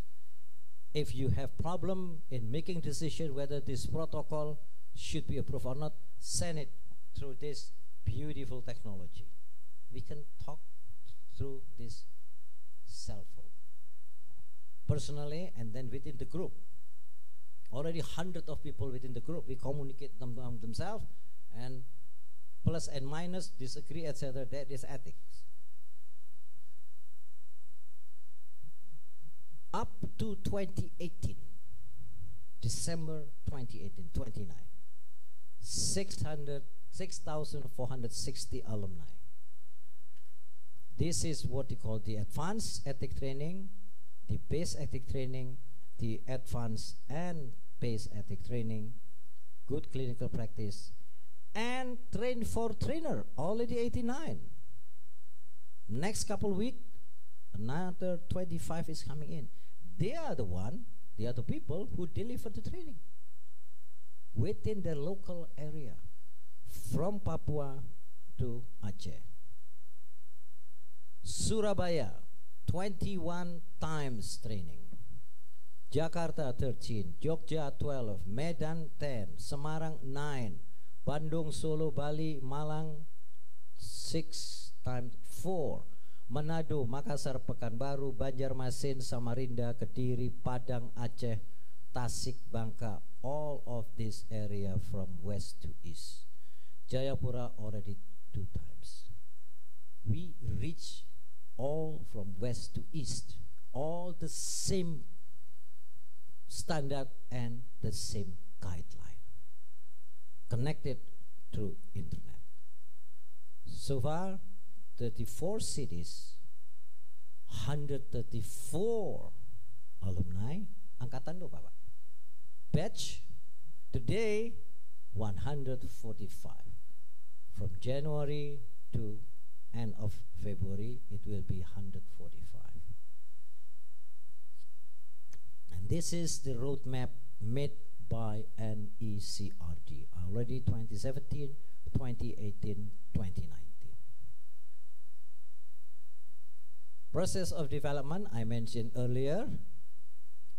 Now, my final slide. The problem is no one would like to retrain themselves. They're still in their comfort. Number two, some of them don't want to reskill themselves. Hopefully, if they can pass number 1 and 2, they can reinvent the beauty of how we conducted together with the ethics dimension in the nations. If I still have time, I would like to present about the how this system, but you can use your cell phone to see the kindly open because the what do you call that? The internet is not kindly open to your cell phone.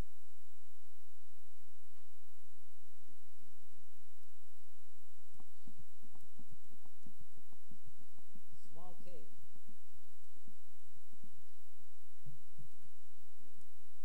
You will see Unhas is not there. SIM, APK.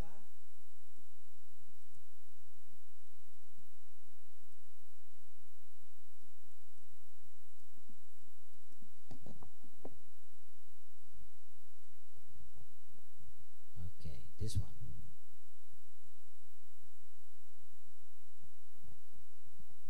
If you touch CapCan, Camcast Go ID, you will see hundreds of photos there.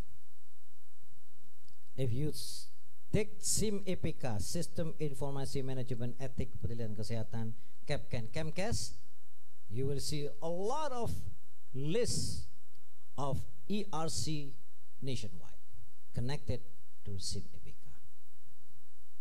I hope this is what I presented shortly. I'll give you an overview of that, and let's have a discussion, question and answer. Thank you. Thank you, Dr. Triuno. Please give him a round of applause. And I think we have time for a question and answer session. Any hands up? Any burning questions? Maybe some comments or some queries over there? Always filled with questions. I think your presentation was just too good, sir. Is there any other question here? Ah, yes. Let me come to you.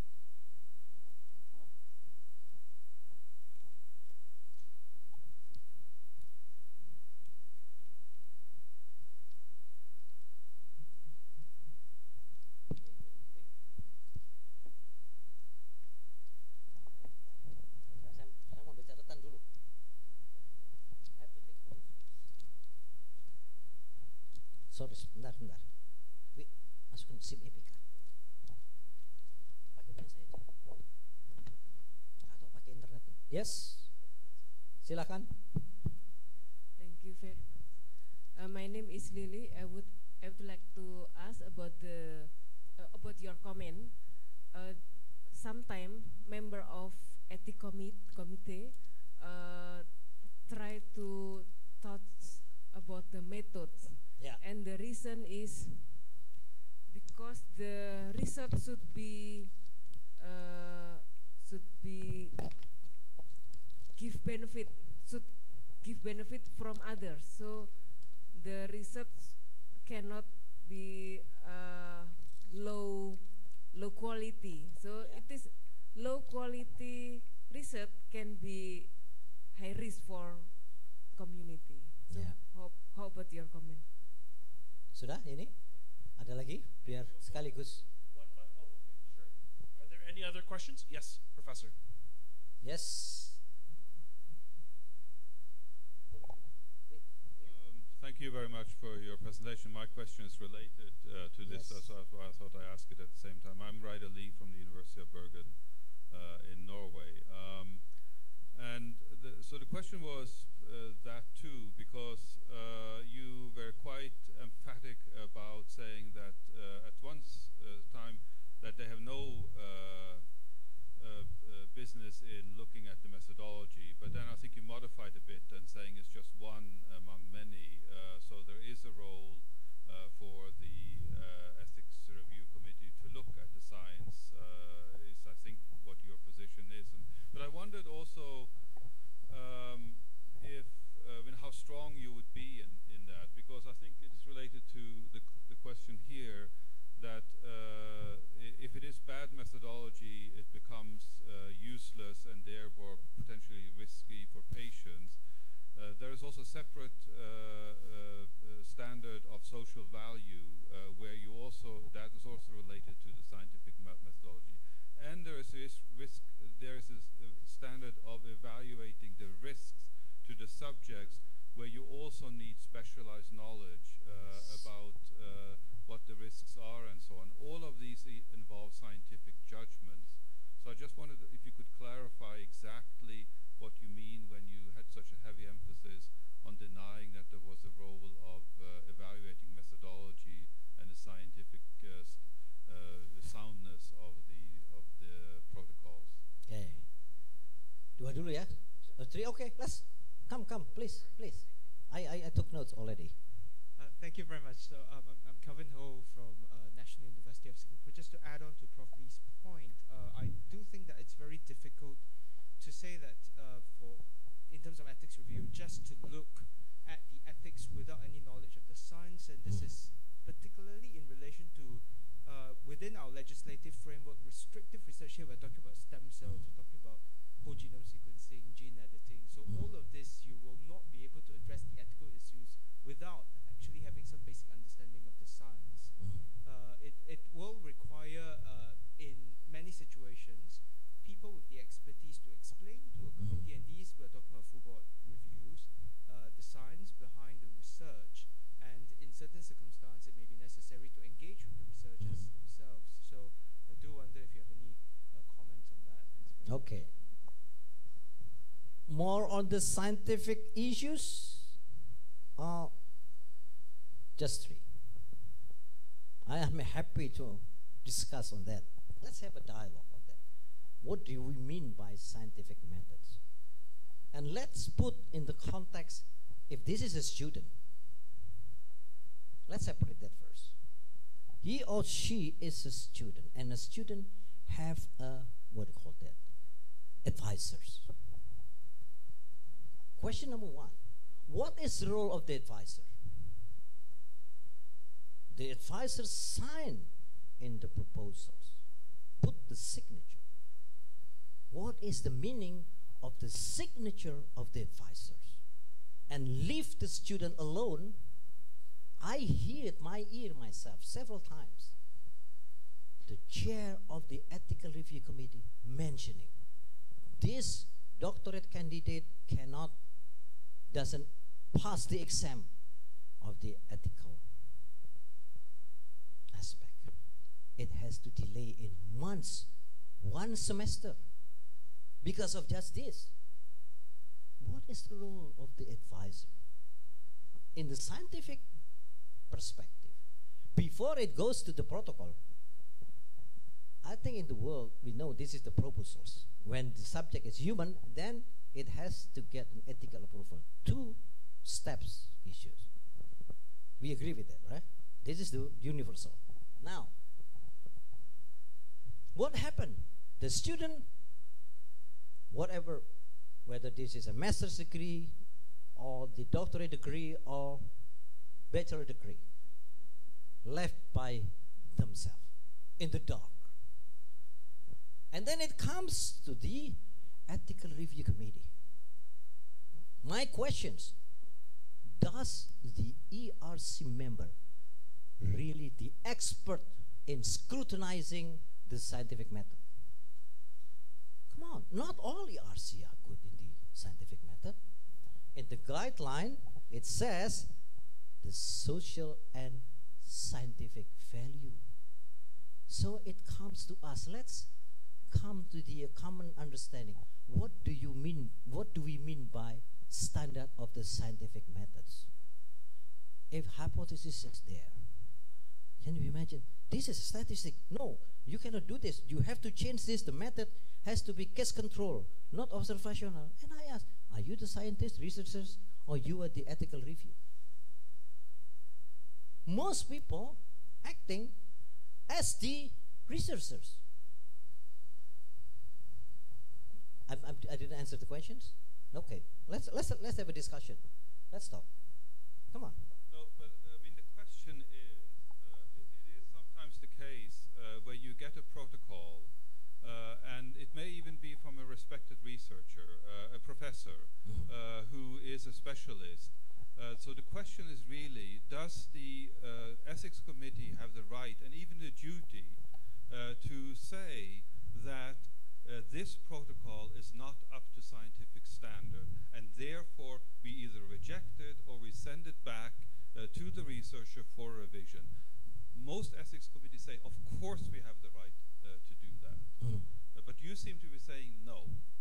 No, that's not the answer. Then I don't understand. Okay, let me explain. Does the ERC has the right to make suggestions to change the method based on their mind? That's the point. No. We disagree. Disagree.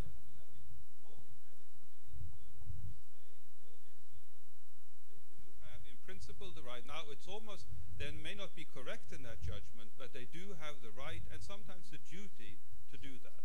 You are become the researchers, and you are going to change, to make suggestion. You have to follow, you have to do blah blah blah blah. What happened about the advisors? Isn't that we leave to the advisor to do? It is their job to nurture the scientific method. I was trained 7 years there, never a method changed by the others, by the committee himself. Yes? Let me try to explain again. So you have a case, the point is that we know that there are scientists who may not be up to date, who may not know what the scientific literature is, who simply make mistakes in their protocols, and the ethics committee knows this.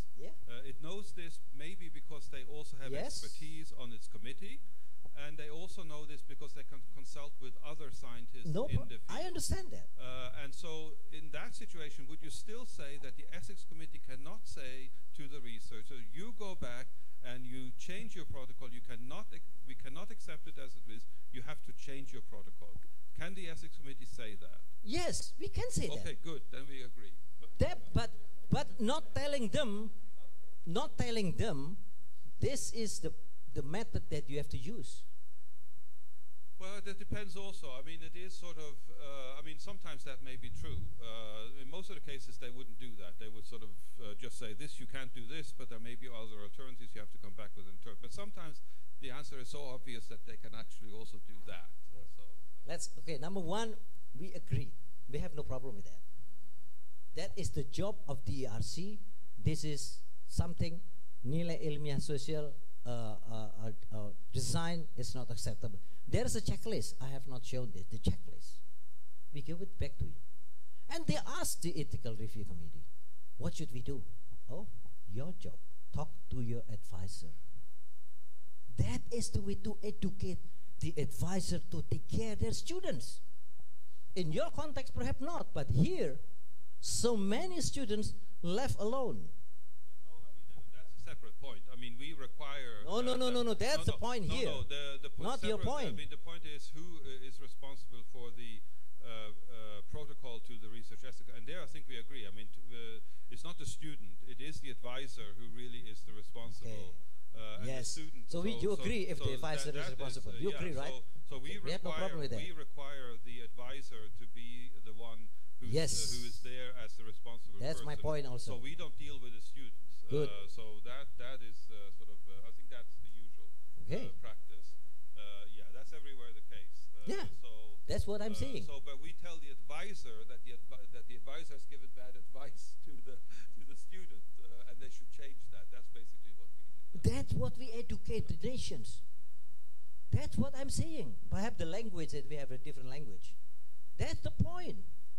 Make everyone responsible. The ethical reviews committee looking, if you use this method, the ethical violation would be blah blah blah. The checklist. See, but so far, what complaint from the ERCs? I have received so many complaints. I have to change, and then as if I'm the advisor. That is what's happening.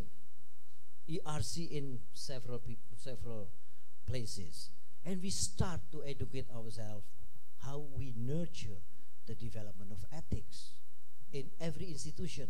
In hospital, even worse. No, in hospital, they don't have ERC.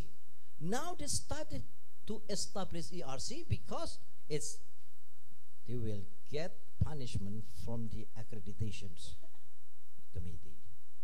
But if this is a clinical trial, the game different. Clinical trial is equal position, more coordination. The ERC is very tough on this because they are looking, this is SAE, etc. But we are not talking about that. But this is something we just awake and make them aware. Something is already there. Make it simple. The vision is how to establish the nurture ethics. It is no longer something that is worried to everyone, and takes so many months. And let's be as simple as possible. That's actually the point. Using a very simple. Masuk nggak si Mimika? Wah, ini nggak ada webnya ya.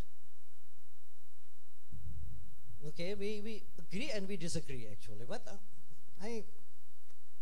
why I mention many times this, because based on input from many ERC.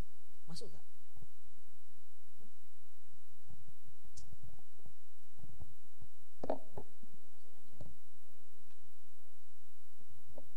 Ada lagi?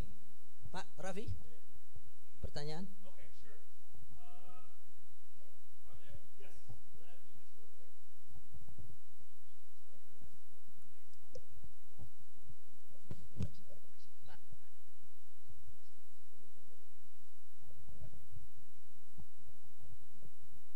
Anak FKM. Tidak ada ampun. Parah. FKM Unhas parah. Ayo Bu, mari. Yeah, thank you, Prof, for your presentation. I was actually a student from the doctoral program from Public Health Universitas Indonesia. So, based on your presentation, you also show the roadmap of digital ethical review committee accreditation. So I just want to, this is from my point of view as a student, because I think the disparity of our provinces, the situation is very big. So I just wonder how you can ensure that all the ERC must follow the digital system, because I think the limitation of the some areas is very big to comply with all the system. Thank you. Okay, give me advice. I want to hear from your point of view. You already heard from me. The nationwide system. Why we did that? I told you. I mentioned earlier. Why we use a national system for electronic ethical approval decisions?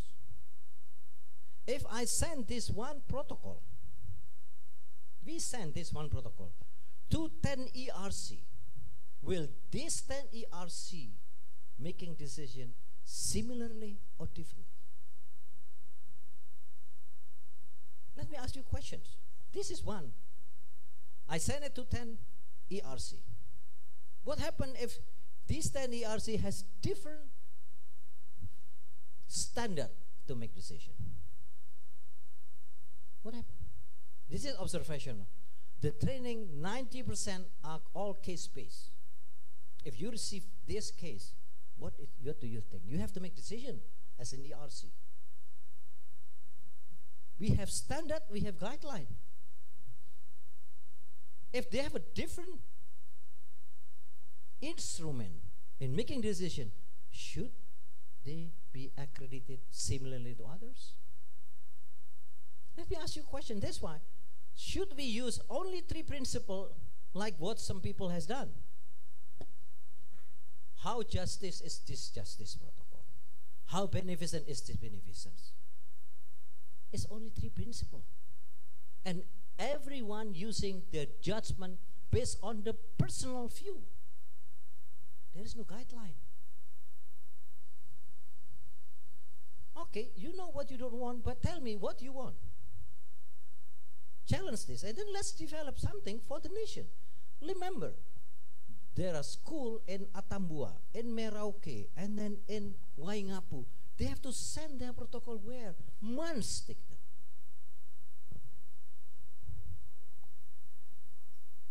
Sorry, doctor. But do you already consider about the limitation of the some places because of the digital? Digital what? What do you mean? Yeah, digital system. You mean the... Okay. Yeah. FKM UNER. 400 protocol from October until now.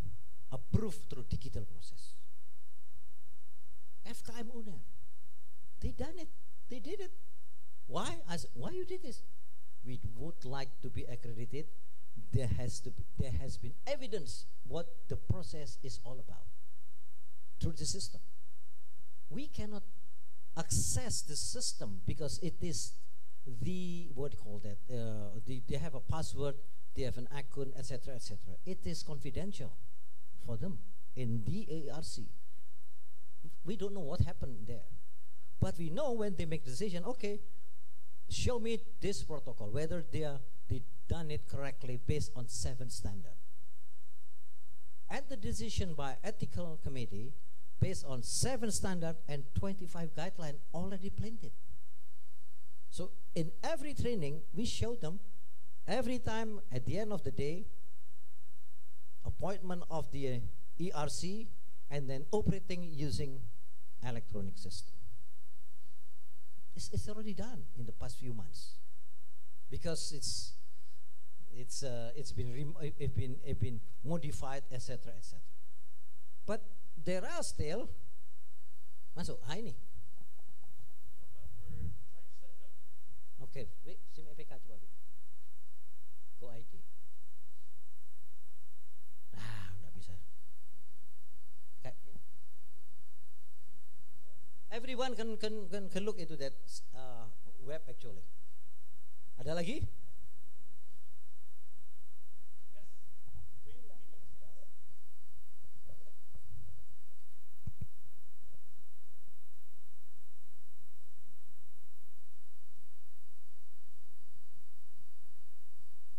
Okay. Yes. Thank you. I agree that you mentioned. This is today in Semarang. I have to fly here and then later I have to go back there. There are night sessions. That's what I've been doing in the past 3 years. Sorry, siapa tadi? Okay, makasih Bu. Sorry. Okay, thank Mari, you. let me take notes. I agree with you that ethics is ethics. It's about moral, but it's a little bit confusing. For me, you mentioned that ethics has nothing to do with the discipline of a science. Yeah. Yeah, I believe that ethical consideration also depends on the understanding of the particular discipline of the science itself. I will give you example. Dokter Pak Raffi mungkin bisa menerjemahkan. Jadi Begini, kami punya masalah etik di kedokteran gigi. We have Yeah. problems in In the dental. in the dental. Yes. Ya, ini memang tentang clinical trial. Jadi ada And this is concerning clinical trials. Okay. ada pasien anak-anak itu akan diberi percobaan dengan bubuk lendir dari snail Okay, dari so a child who is a patient in this clinic is going to be tested with the usage of snail powder. powder. Mucin Oh, the liquid Yeah. that oozes from the snail. ya. Okay. See, I can do Tapi this. ya, di protokol itu menyampaikan bahwa itu adalah jadi itu dikeringkan sehingga itu menjadi serbuk. The protocol clearly states that when it is dried later on, it Yeah. becomes a what? Menjadi A serbuk powder. yang It ditempatkan becomes a iya powder. pada Okay. luka And then cabutan I'm assuming anak-anak this tersebut. powder, the child will ingest it. Iya. Okay. Nah, tapi ada satu dari salah satu komite etik di kami mengatakan bahwa itu bukan metode yang paling bagus. Kenapa? However, one of the members of the ethics committee states that this is not an appropriate method. Iya, karena kalau dikeringkan itu masih ada kemungkinan ada virus atau bakteri berbahaya yang masih hidup. Jadi harus memakai latest method di mana Okay, wait. ya. Due to the concerns, Keluarkan yang that this standar powder, risiko. due to the concern that this powder would cause the possibility of viruses. Iya. Yes. Iya. And then, terus? Ya. Nah, kalau dia tidak punya pemahaman yang baik tentang hal itu, pasti ini akan terlewatkan. Jadi sepertinya bahwa pengeringan ini sudah cukup begitu. Nah, Paham saya? Oke. And Oke. without the clear justification of it, it can become what? Dangerous? iya, Tujuh yang standar. kami khawatirkan kalau itu cuma dikirim kepada pihak-pihak yang tidak mengerti tentang ilmu ini, maka ini justru violate tentang beneficence untuk children itu And sendiri. basically, Iya. this act would violate the Yeah. three principles that Dr. Triono has stated beforehand, which is Okay. beneficence. Yeah, thank Okay. you. Phew. ERC Ethical Review Committee has the authority to invite independent consultant. Let me reiterate. ERC, KEPK, the quality are all different. If you read the guideline, ERC has the authority to invite independent consultant to give their opinion. The question then, does this independent consultants has also involved in the decision? Remember, they are not ERC member. Only ERC member have the authority to make decisions. Okay? Read the guideline. RCT is different. This is an intervention.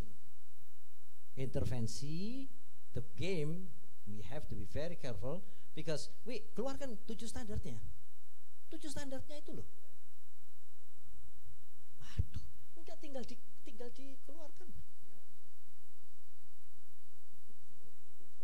Jadi tinggal di checklist, you just make the checklist. Ini keluarkan checklistnya. Terus ke atas. Ini Bu. Nah, stop. Lah, you just pinpoint only 7 standard here. Which one? The risk above the minimal risk. So everything you have what do you call that? Columns based on the ERC recommendation, blah blah blah blah blah. It's there. This is the indicator to make decision which standard. Indicator related to the standard. This is already implemented. Hundreds of thousands of protocol already decided through this system from many institutions nationwide. Manado, Poltekkes Manado, Poltekkes Bandung, FKM, rumah sakit. Many, I don't know FKM UI, I don't know if KM Unhas, they're still sleeping. Mari Bu. I'm happy, I'm so happy coming in this room because many times I come to this room. And this is very... Thank you, Pak. Actually, it's still related with my previous question.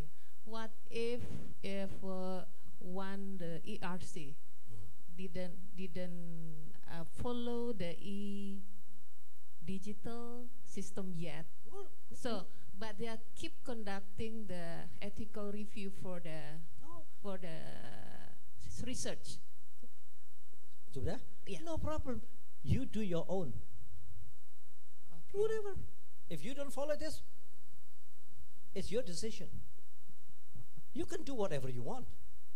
We provide a system for those who would like to join. See? If you don't want, go for it. But don't block those who really would like us to assist them. As long as this 7 standard, this is decision not by me, by all the NECRG. If you don't want to take, no problem. It's your responsibility. Okay? We just provide them. Do you want this? If you don't want this, okay. But what happened?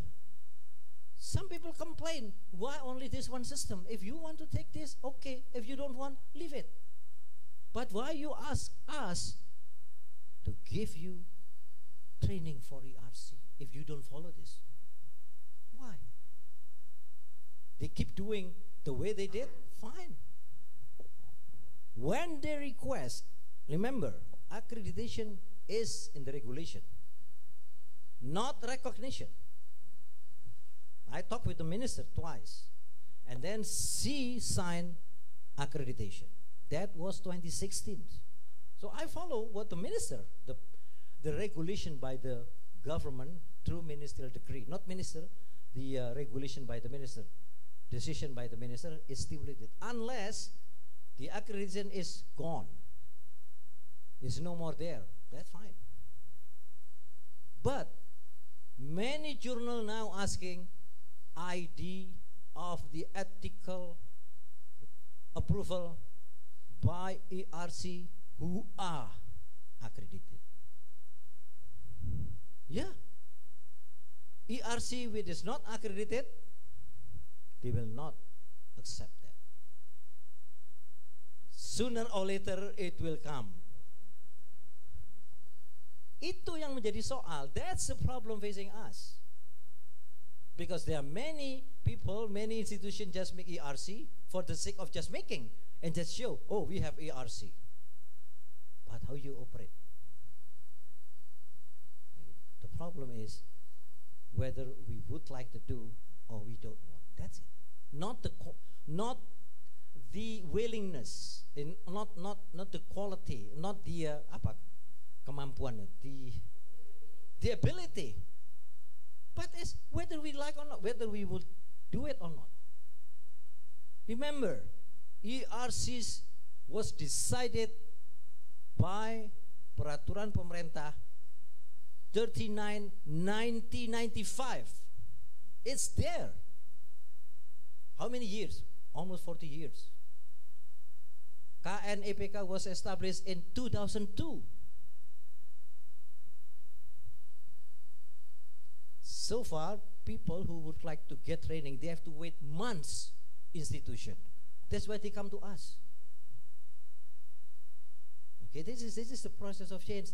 Of course, you have the right to disagree. It's your right not to follow this. But I showed what we have done this for the nation from Aceh until Jayapura. Okay? Ravi? Ravi, where are you, Ravi? Okay.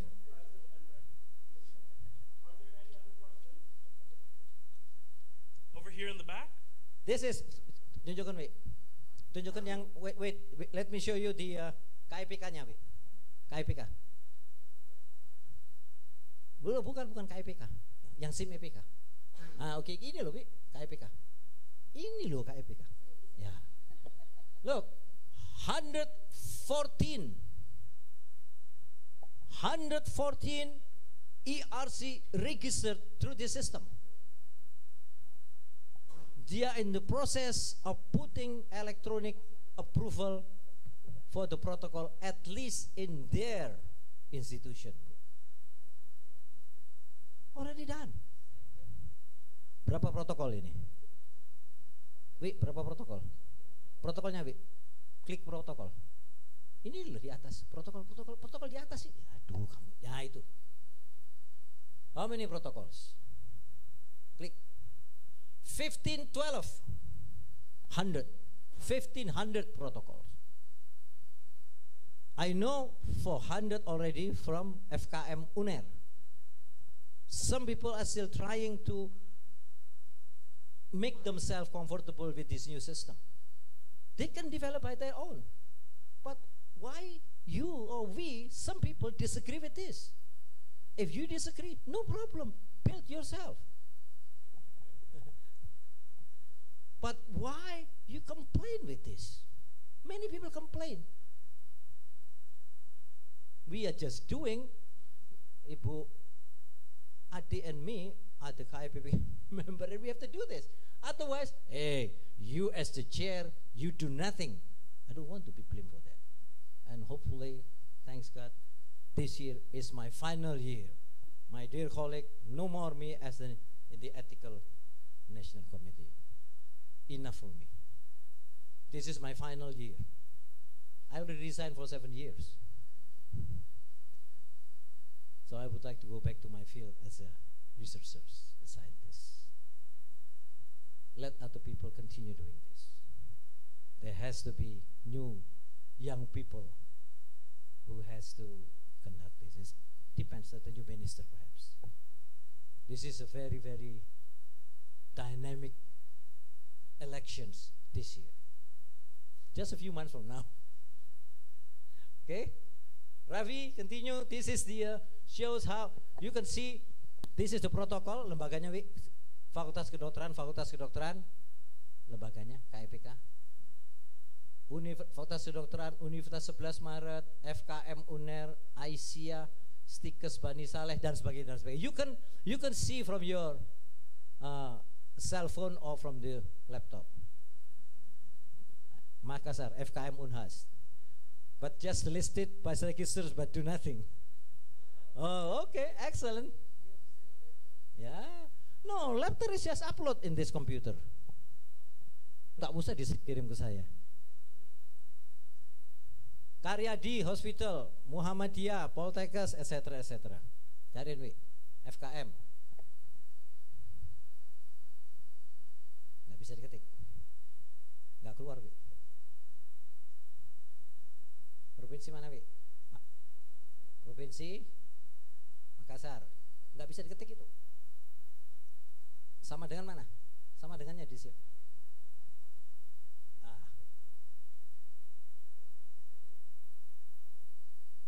Sulawesi. Kok nggak keluar? Nggak keluar di situ.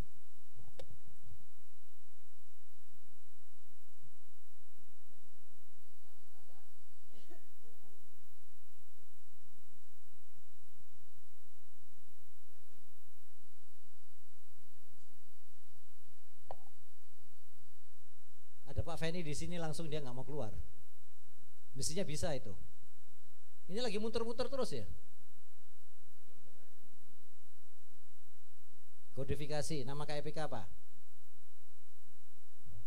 See, with this system, we know what happened around the nation. We have to take care, we have to pay attention to the needy university institution. That's why the system developed for them. And this is free for them. They don't need to pay anything because we cannot accept payment as a government. Okay, Rafi? Yes, sir. Ada Thank lagi? you so much, sir. I'm afraid we're running out of time. But thank you so much, sir. Did you just tell us that you're going to retire, sir? Yes. Oh, are you sure? Yes. Who knows? There's a cabinet position in 2019. No, no. I'm just kidding. So anyway, thank you so much, Dr. Triono. A round of applause for him. Yes, and I hope you won't mind, sir, if we use or take your presentation for our report. Thank you, sir. Why you call me first? Sir. Oh, doctor. Oh, friend. Okay, sir. Pal. Buddy. Wadi, I have to thank to Wadi first. She's my colleague who has been supporting this throughout the years. And we have been working and she gave a lot of advice. Yeah, Wadi, and also thank you for inviting me here. It didn't work this one. It's not working? Yeah, I have to fly back. 50 participants waiting for the training. Okay. How long have you known Professor Adik, sir? Friend? Many years. Too many, Professor Adik?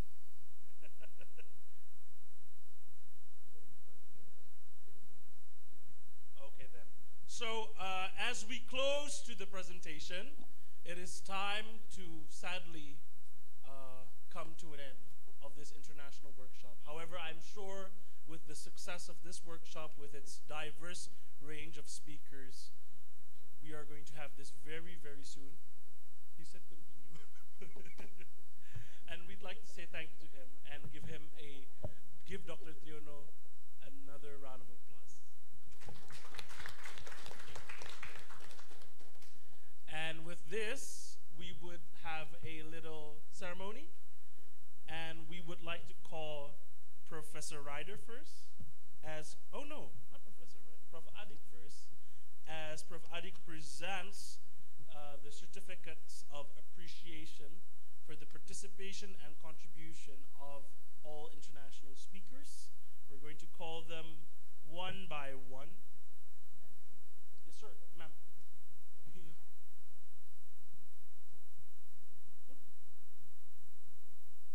Oh, but I'm so sorry, but first of all, we have a token of appreciation for the doctor, which I'm sure you have ready right now.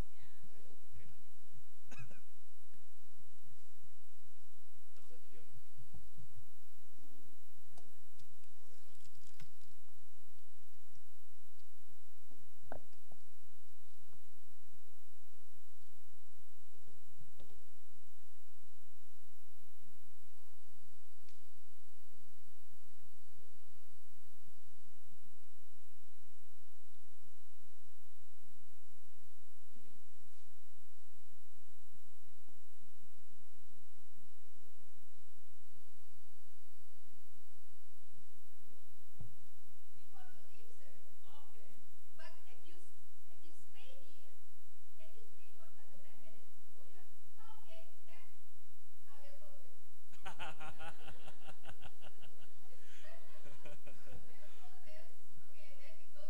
Certificates of participation, which will show its appreciation to the international speakers. And of course, we'd like Prof. Adik to give such certificates. We'd like to call the speakers or participants one by one. Firstly, Mr. Carol Calls. Mr. Carol Calls.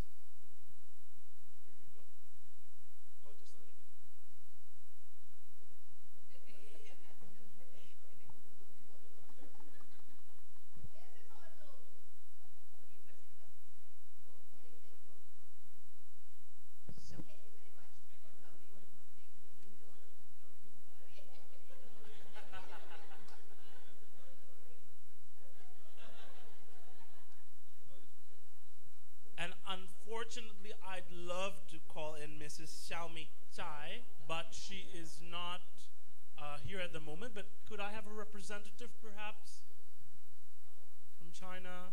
It would be a shame. No? Unfortunately. None. Okay, very well. And now we also would like to. Sure. We also have this one for you as well. So double Oscar. Okay, so we'd like to also give the certificate of appreciation to Mr. Calvin Ho. Thank you very much for taking the time.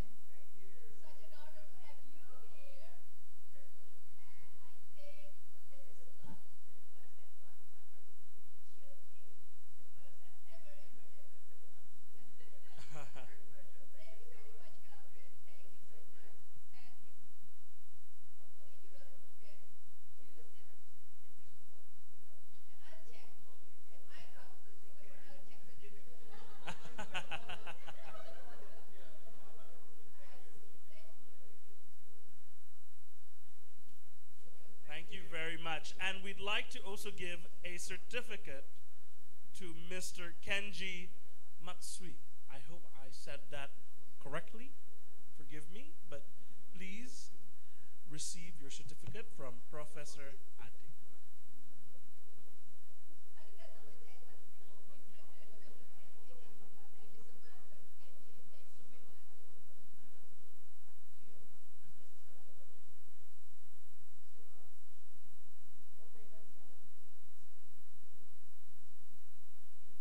Thank you so much, sir. And we'd like to call upon Ms.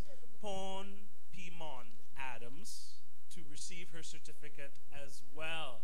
Hailing from the wonderful Mahidol University, this certificate is yours, ma'am.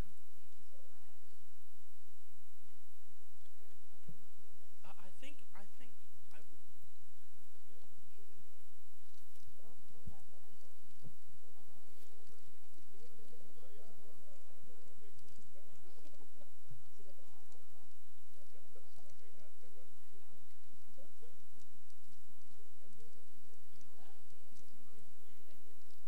And I'd also like to give a certificate to Associate Professor Jaranit K. Kangwal. I did it. K. Kangwal. K. Kangwal. K. Kangwal. You did it, Professor. And the certificate.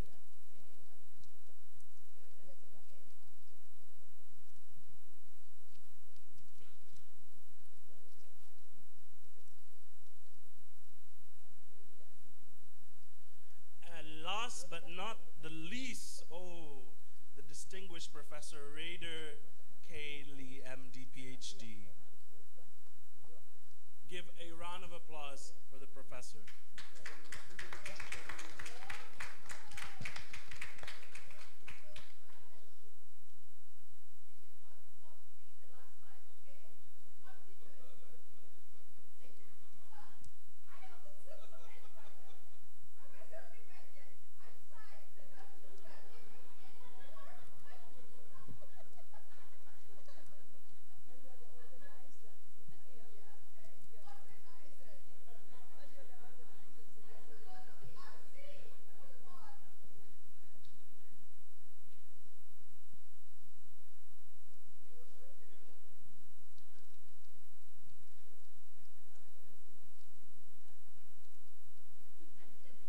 Or we could do it now. First,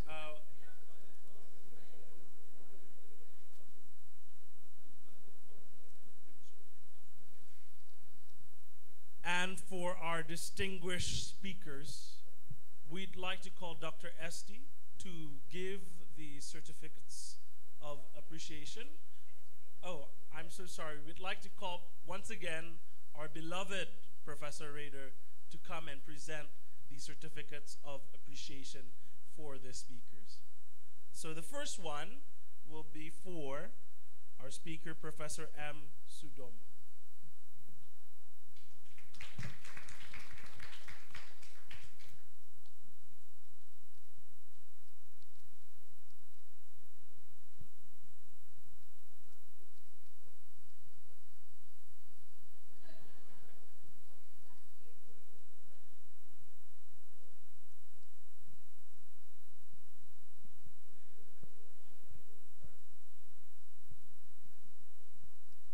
Oh, the back.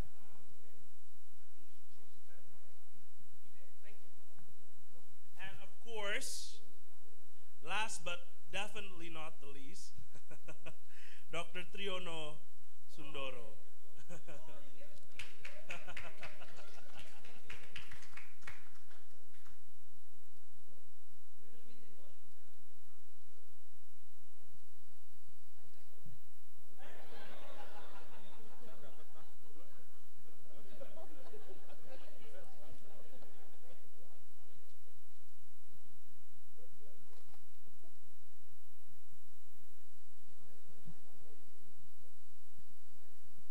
That's it for now, but we have more goodies in store. Thank you so much, Doctor. We'd also like to give certificates of participation, but before that, we'd like to have a photo sessions. First, with the speakers. So we'd like to call upon all the speakers, including the great Dr. Triono, to come on stage or in a sofa. What's a good position? On the stage. To have a, yes sir, for the international speakers, as well as Professor Sudon.